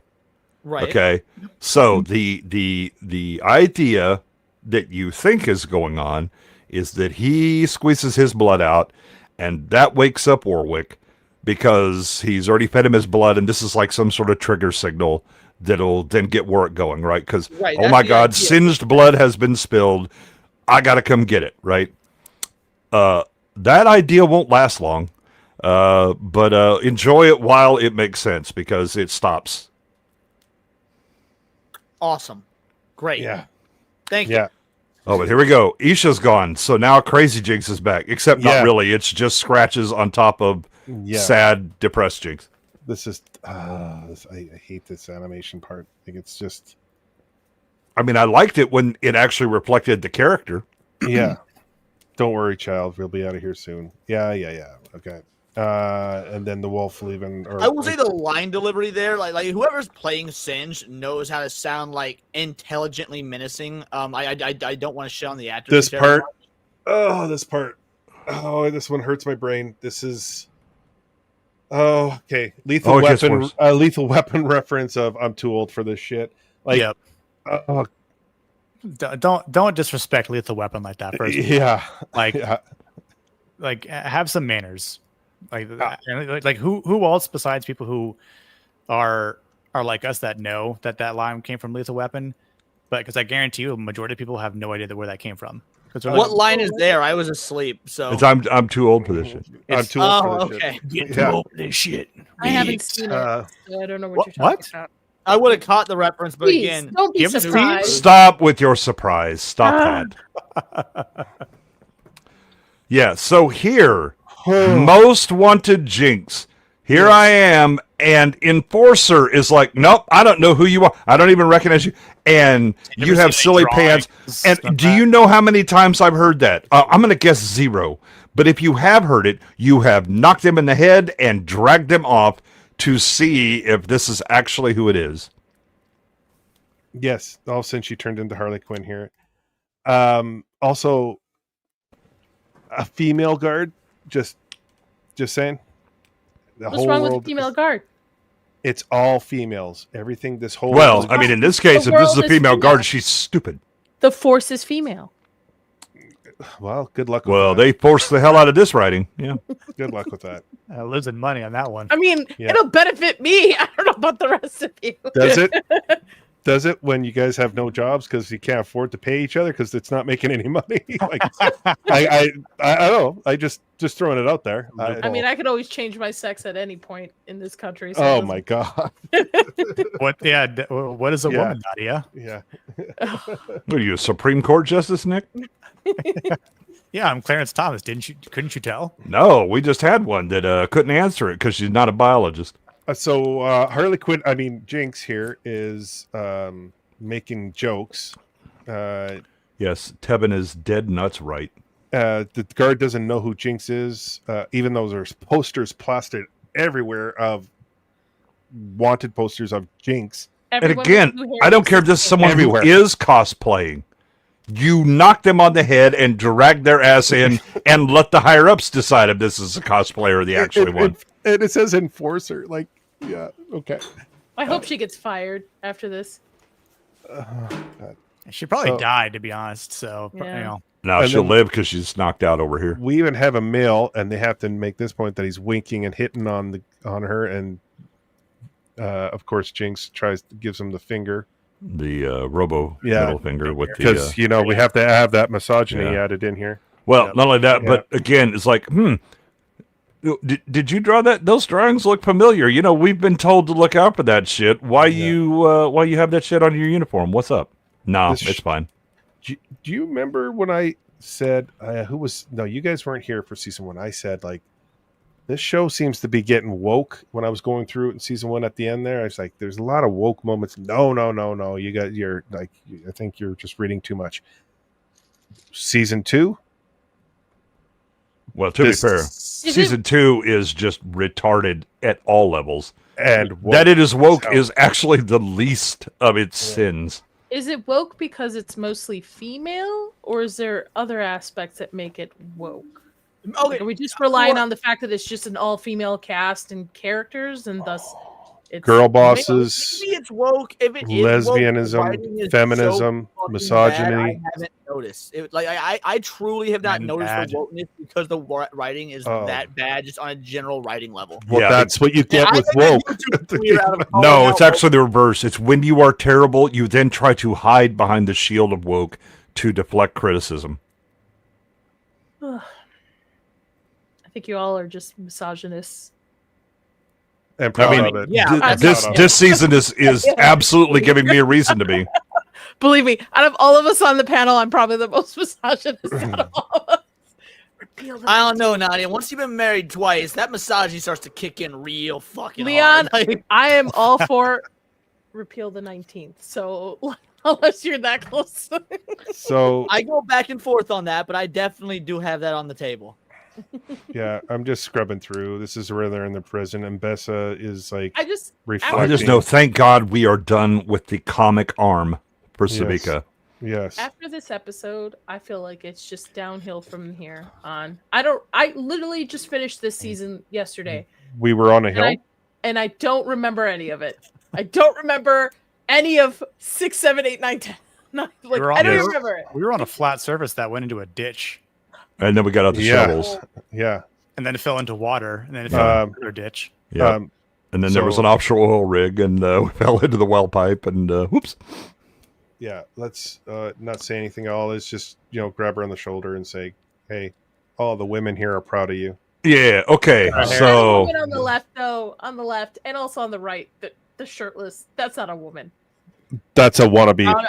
I was looking for titty scars. To be fair, like I was too for a second, but here's the jinxers or whatever. The reason that you're in jail is because this bitch didn't show up. Why are you patting her on the shoulder now? Because also, why is a fucking firelight giving her the nod like, yeah, bro, whatever? Homeboy should be trying to kill her. Yeah. Oh, here comes some shit. Yeah. Oh boy. Okay. go for it, buddy. Go ahead, Nick. Tee off. So no. Okay. So here's my problem with this. Everything with Warwick, they completely botched his character. Number one, Singed never gave Warwick his blood. It was all toxins. I mean, he severed the shit out of him in his experiments. And honestly, that's something that we should have seen. We should have seen the pain and agony that Warwick's character went through, because Warwick is a fucking killer. He is a killer. He kills everyone. It doesn't matter who you are, what side you're on. You're fucking meat to him. He will hunt you down and he will kill you. We don't see any of that. I mean, like, they kind of show a little bit of his ferocity here, but it's so short-lived, and it's obviously the artwork of it like kind of annoyed the hell out of me because it was like too fast. The song that went over it, which I'll get to in a moment, I like, but I'll get to that. I actually have a real problem with that song. Why? Because this is Warwick's song? Yes, because Vander is in there. And Vander is killing everybody. Innocents, it doesn't matter. He is mowing through them, and then he has a moment of clarity where he realizes he's powder.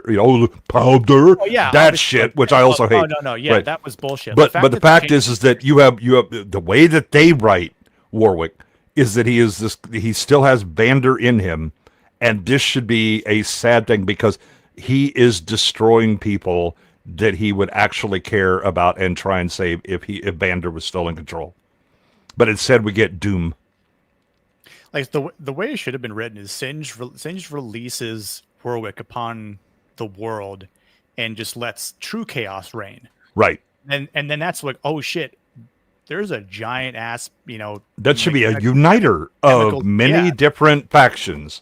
Warwick should have been the new enemy here, along with Singed. And I saw T-Pro mention it in the comments. The problem with Singed is in the game, if you chase him, you're dead, because he releases a toxin that literally it poisons you and kills you on the way. So like they could have just done something like that, even with the writing. Like the more you chase Singed in the show, the more loss of life you'll experience, literally.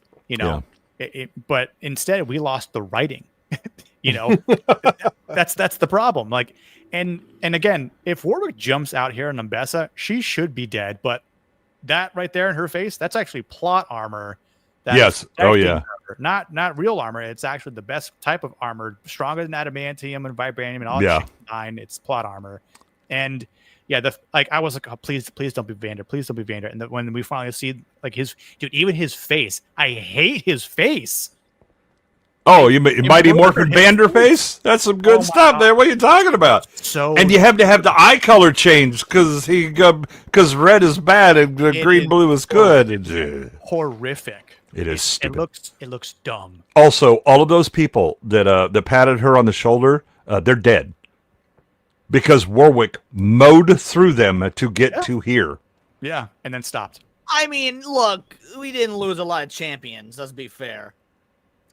Yeah, they're all minions. Like Yeah, the problem is that additional episodes occur where none of this actually is brought up. I was like, what the hell is that? Oh, it's like they took Beast from Beauty and the Beast and like just did a little like a whole crappy job of it, and like that. Yeah. No, the actual the song that's behind that. I'm reason why I'm wearing this hoodie is because It's a big prog metal band called Periphery.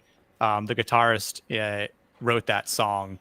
It's just instrumental. It's like a prog metal song that is actually good.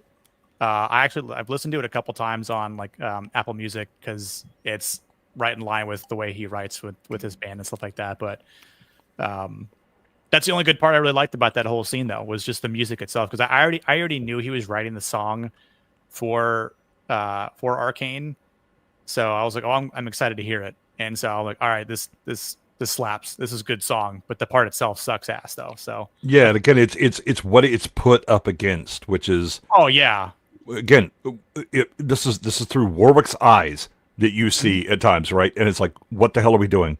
That this should be tragic. That he is destroying all of these people that he would have cared about, what he has become, and then what he is doing. But we don't do any of that shit. Okay, so Derpy Beast from the X-Men. let us now discuss the fucking plan.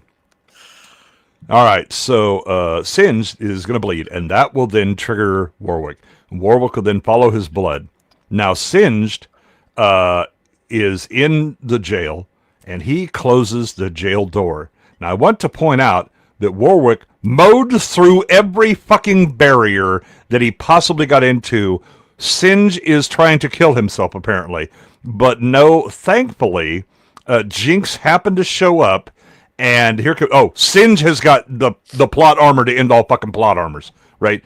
Because he's just, and were it not for Jinx being there, he is dead. Because Warwick is going through that door, just like he went through everything else, to get to that blood, because he's triggered by blood. And what we later find out is it's not just singed blood, it's every blood. Thank God there's no menstruation going on anywhere in the world. I was just about to type I was that. gonna say, how many get their periods? Well, Yeah. yeah, there's a lot of women, so you'd think that there's some. Hi, Rossi. I'm Yeah. sure they're all No menstruation going on at all. So all is fine, right? Rossi for $1.49 with the super sticker, and it's a rose. Is it a black rose? No, it's a red rose. Oh, wow, okay. It's upright. I thought he might have been the reason that Jace and Heimerdinger disappeared, according to It's not a limp rose, but he did the. I think it was yesterday. Yeah. So again, what was Singe's plan for getting the fuck out? Does he want out? I don't think he wants to leave. I think he wants to. How does he survive? He makes a deal with Bessie. No. He summoned Warwick. The only reason that he is not in Warwick's belly is because Jinx happened to show up. Maybe he was ready to go. Maybe he's ready to see that white light. Well, he was definitely telling that kid, "Don't worry, we won't be here long. You'll be dead along with me," apparently, because Warwick's coming down to kill everything.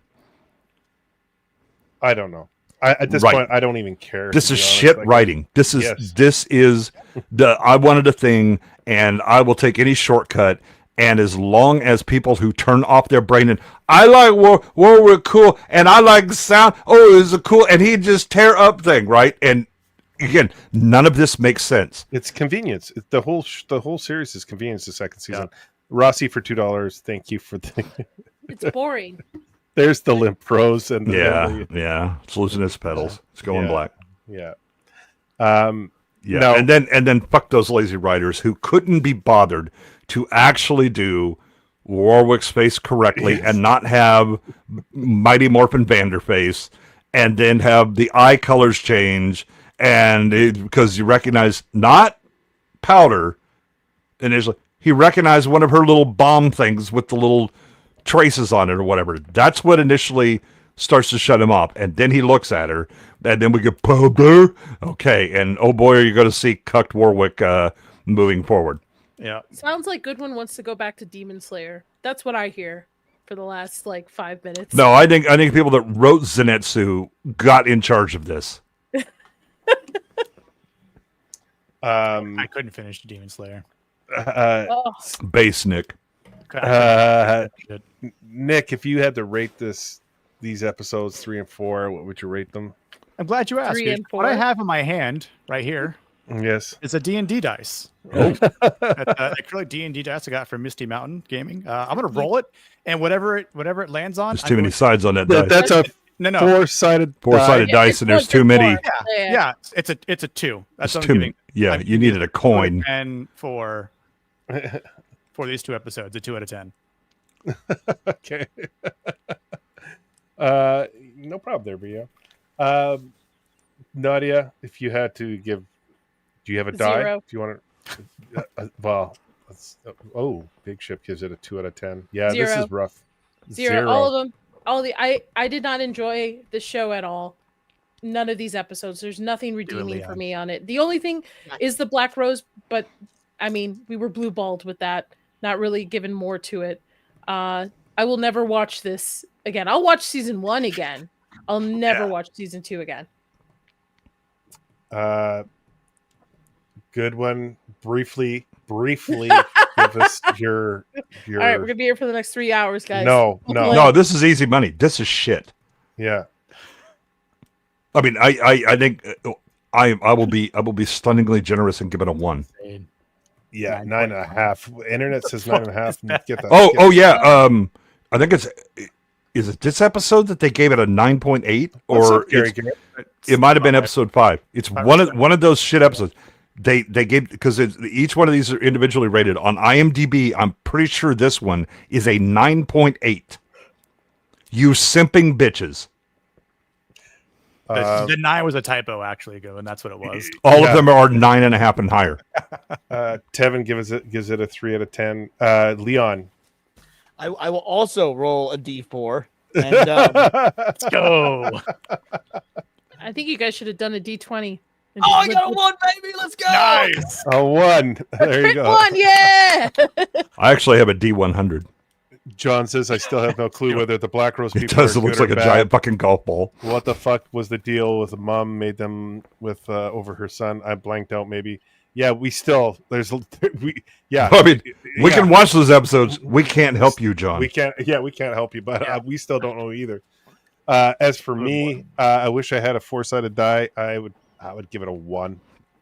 I can't. Like the music videos, like Fortiche, just throwing some animation out, different styles out there, just to say, hey, look at we can swing a big dick and hire us in the future for other shows.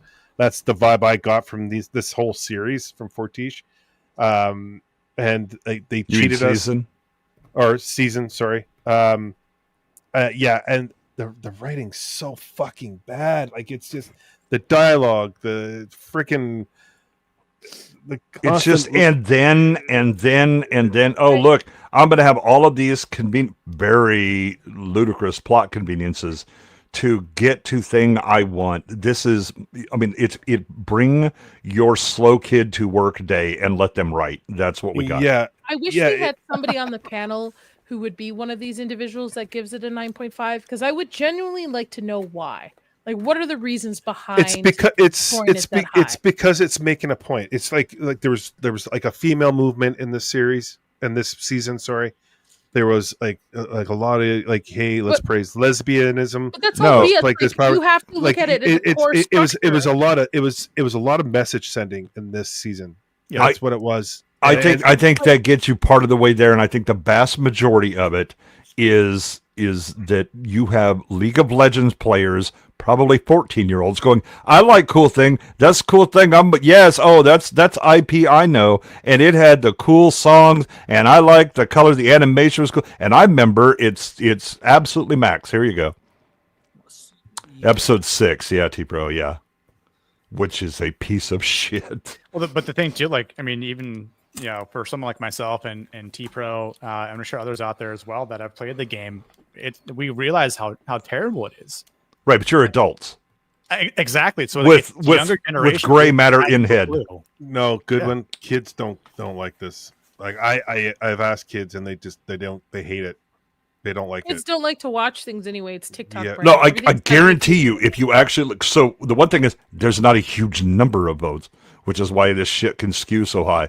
But the ones that are, yeah, they're fucking 14-year-olds that are just all they do is play the game. I thought 14-year-olds play like Roblox. Oh yeah, the ones that actually have brains and aren't little autists and or got hit in the head and dropped a lot when they were babies. Dozer end up playing this game. I like how you said Otis Andor and Andor because Andor also sucks. Disney fans. I want to touch on this. Sorry, Leon. Finish your point. No, I was just making a dumb joke based on, no. yeah. Go on.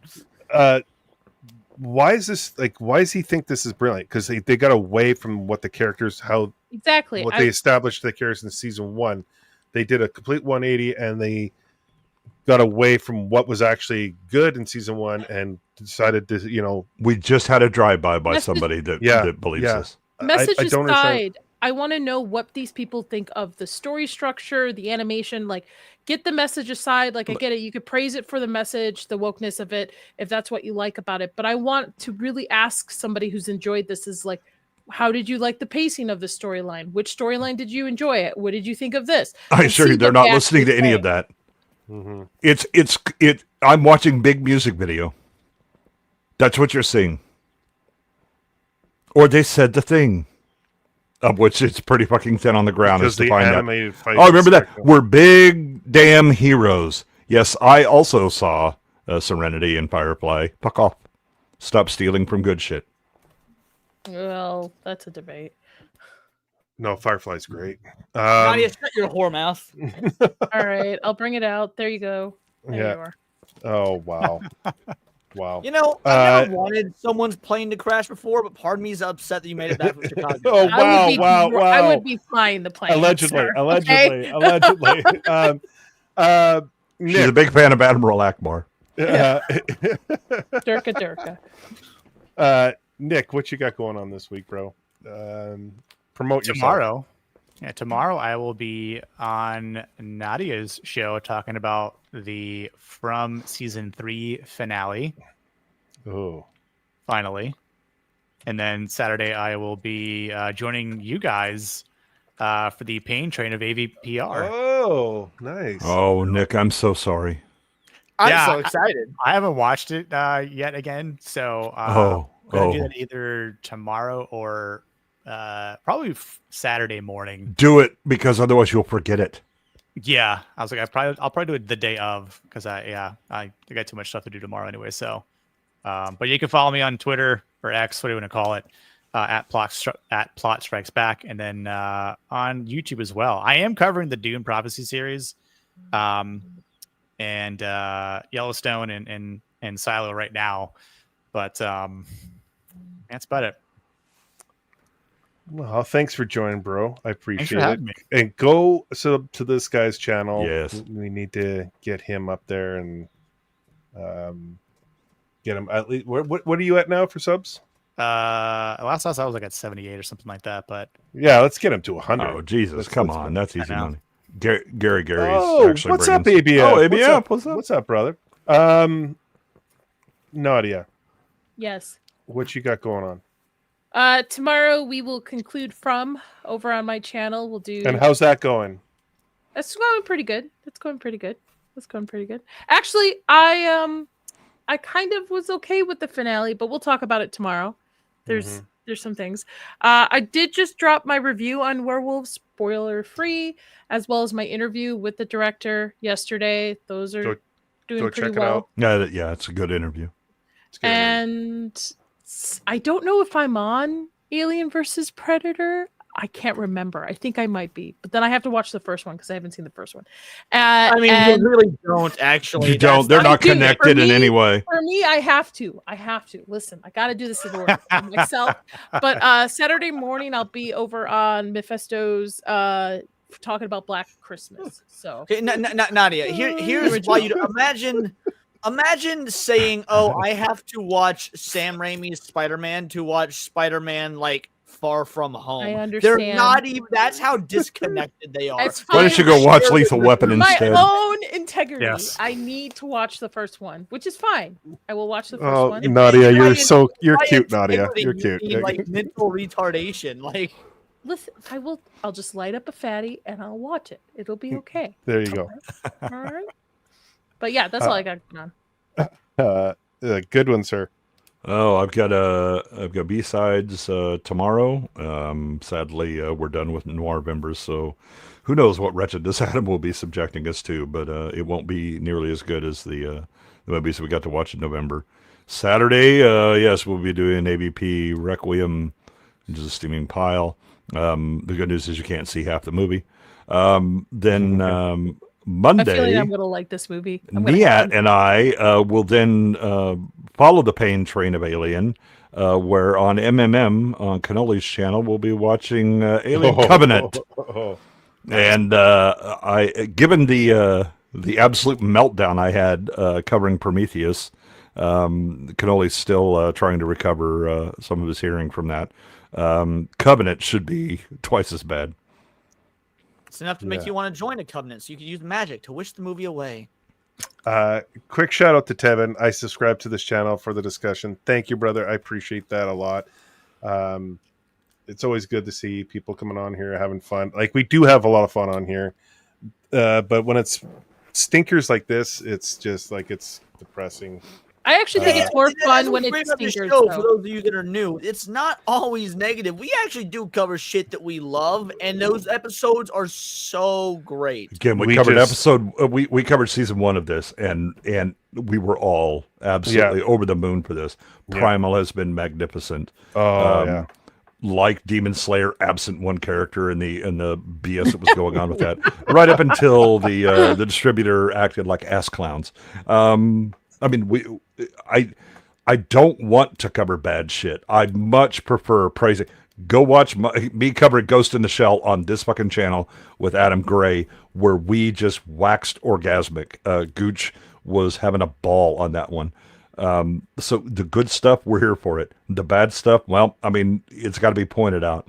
And I do, Tevin, EFAP has also they've been doing a hell of a job covering this stuff as well, and going into the autistic detail that they're known for. What was the emotional damage? What was the French anime that you all sucked off for a couple of weeks too? Oh, Scavenger's Reign is what they were doing. Yep. That one too. They all I think eventually we're gonna do Kaiju number 8. I cannot fucking wait for that. Yes, oh my god. dude, yes, we are gonna do that. We are doing Kaiju number 8 was great. So was Solo Leveling. Yes. I haven't seen Solo Leveling yet. And I don't know if people are big Bleach fans here, but the Thousand Year Blood War has been War so 3 good. has been fucking amazing. Not only that, because they're adding more to the anime that was not in the manga. Because the manga and it's not filler. It's not filler because it's stuff that happened off screen, but did canonically happen. So they're finally showing you what happened, and it's all been good. Dude, Thousand Year Blood War has been a highlight of anime this year. Oh my god, it's nutworthy. Leon, what you got going on, brother? Yes. Well, tonight was awesome. First of all, thank you so much. I do love shitting on things just because of the comedy that comes with it. I hate that we have to.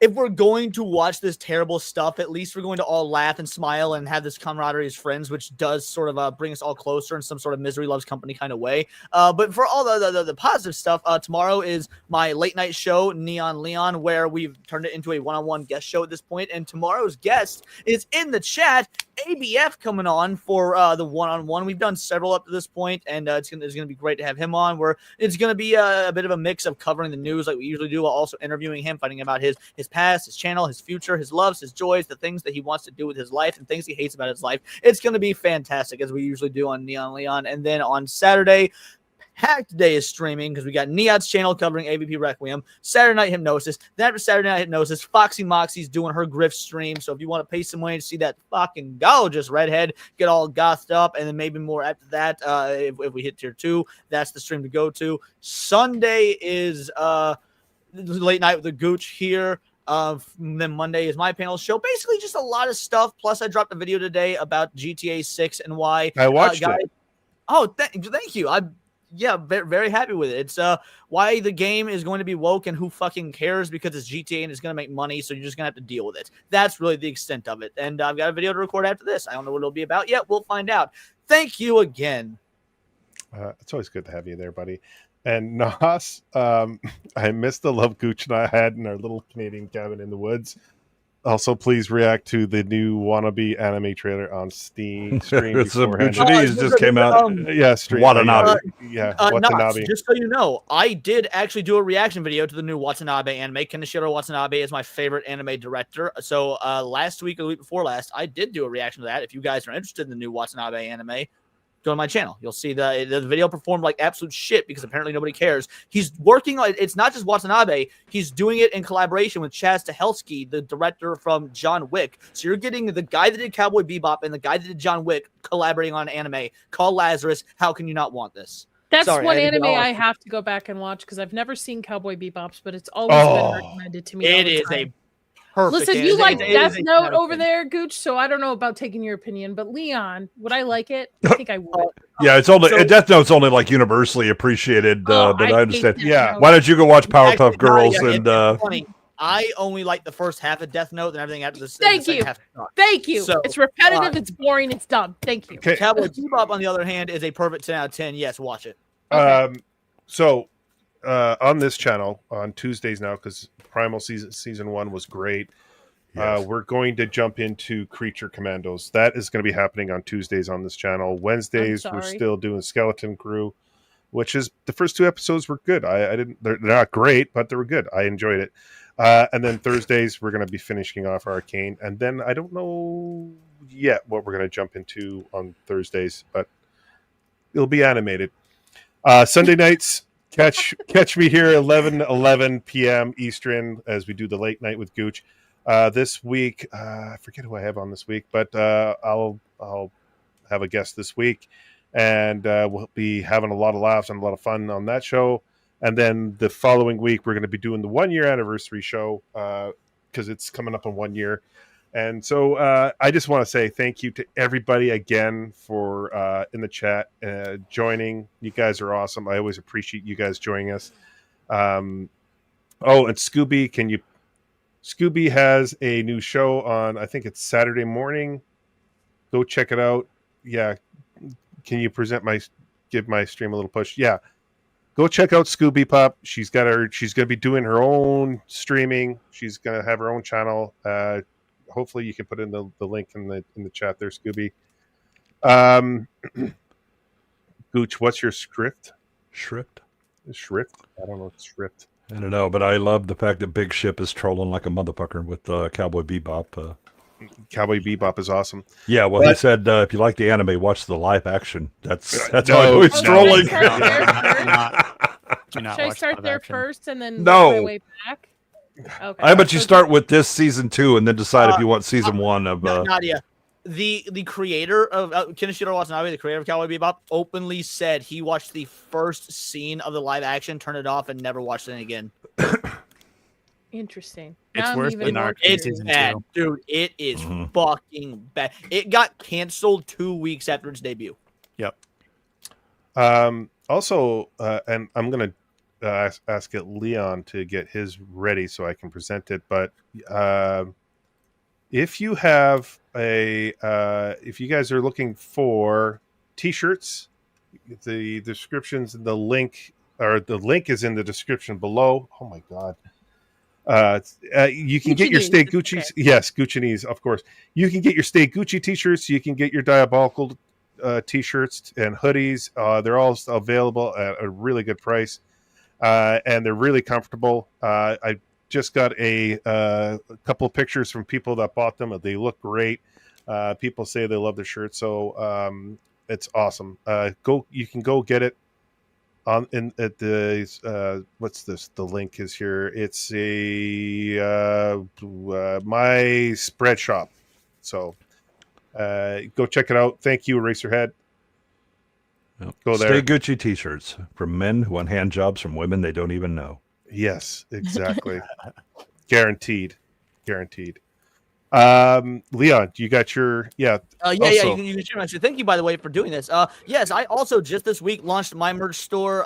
It is already got a few sales. So those of you that have done so, thank you so much. We just a collection of we got a couple women's tanks, one with the Words of Paradise logo, one with Hondo Upsetty Spaghetti. We've got a hoodie, lots of Hondo merch, couple hats, the Bingo Bango Bongo shirt, because that's my catchphrase apparently.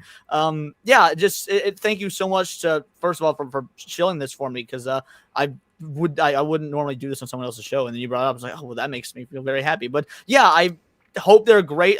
No one's received theirs yet because it just launched this week, so they're still being shipped. But I can't wait to see when folks do have them. Tag me on X, on Instagram. I'd love to post them, see how they fit, the whole nine. thank you. Yeah, I'm very excited about this. You can go to the YouTube channel and just click store, but there's also a link to the direct site where there's a couple more options that aren't on the YouTube channel page. Yeah. Get the Hondo shirts. That way you can fantasize shitting on Leon's head too. Both shirts that are sold today, but most shirts that sold today were Hondo shirts. I think the Hondo shirts are everything. Oh, and the Hondo ones on the back say it's all here in the Nerdosphere, which is how I end every stream and videos. So there's a I bit don't of a see any catchphrase male there. tank top shirts though. That's a bit of a problem for me. So yeah, I don't. The site that I'm using doesn't seem to if they do host them, I haven't figured out how to order. Because yeah, I want a male tank top shirt for me since I usually wear tank tops. They've There's seen also Leon. They Hondo- don't want to sell him one. That's why they're blocking him. It's actually available to others. I adore Leon. Nick having Hondo male plushies tank top. will be coming, but Hondo plushies See you, Jake. are very difficult to do. So Later, Jake. What did you say, Nadia? I said I'm for you having male tank tops. I think you need to have that, Leon, and you too, Gooch.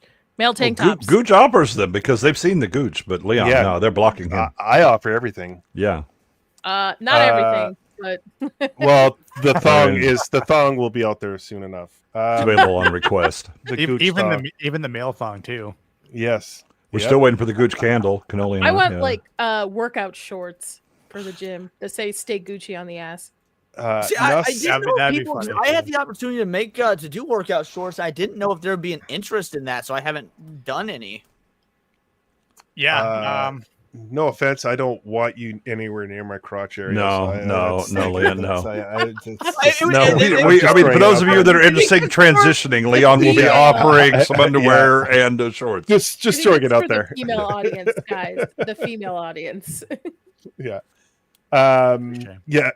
Nos Gooch is truly on his evil arc, not taking a minute and a half to appease his fans. We've been Nice. going for 2.5 hours. Yeah, Nos. Plus, we would have to stop and pause it to talk over it so it doesn't get copyright hit. We went well, but I mean, I think the it bigger took- thing is Gooch is, while he is Canadian, he is not British, and he's no Neville Chamberlain who believes in appeasement. Oh, so I have the first omnibus of Berserk. I haven't read it yet, but is that anime? Oh, you're any in for a good? fucking treat. You're Is in that something for... we could cover, or is The it original? just too? I don't know if we risque? can cover that. Yeah, I don't. And It's- there's the animation doesn't do the book justice. Oh, Yeah. I highly disagree. Okay, well, it doesn't. Oh, well, dude. The anime came out in the 90s, and so it is. If you love that hand-drawn, crisp 90s anime, you're gonna love it. It does the story justice. It cuts off at like 52 episodes, so you don't get the whole story. But Okay. the manga is amazing. The anime is a time capsule of what anime was like in the 90s, and you can appreciate it from that aspect. Chris bought me the omnibus, and he was like, "I think you would love this," and gave it to me because You I will. like Berserk dark is stuff, a so Berserk's a masterpiece. Nadia, Cool. do you want another anime recommendation? sure. Watch Bastard. Oh, I've Oh, seen cool. Bastard. I saw Oh, you Bastard have? when I was way too young. Future and Diary. I tried No, rewatching. the new Bastard. They re-released it and updated it and continued it now on Netflix. Oh, I'll check it out because I Yes. I think didn't know that. watched. I tried to Oh watch my the god, I original. love it. It doesn't hold up for me as an adult. Yes, it's super. It's ugh. I couldn't get into Yeah, it. yeah, Berserk. the old 90s. Okay, one. so just read the manga. I'll Yeah, just read it. Berserk. Yeah, just read the manga. Anyway, that's it for tonight. Join us on. Well, you'll catch us in the streams, I'm sure. But Sunday night, catch me in our late night with Gooch. That's my next stream. So, everyone, take care and stay Stay Gucci. Gucci, my friend. Hey, Gucci.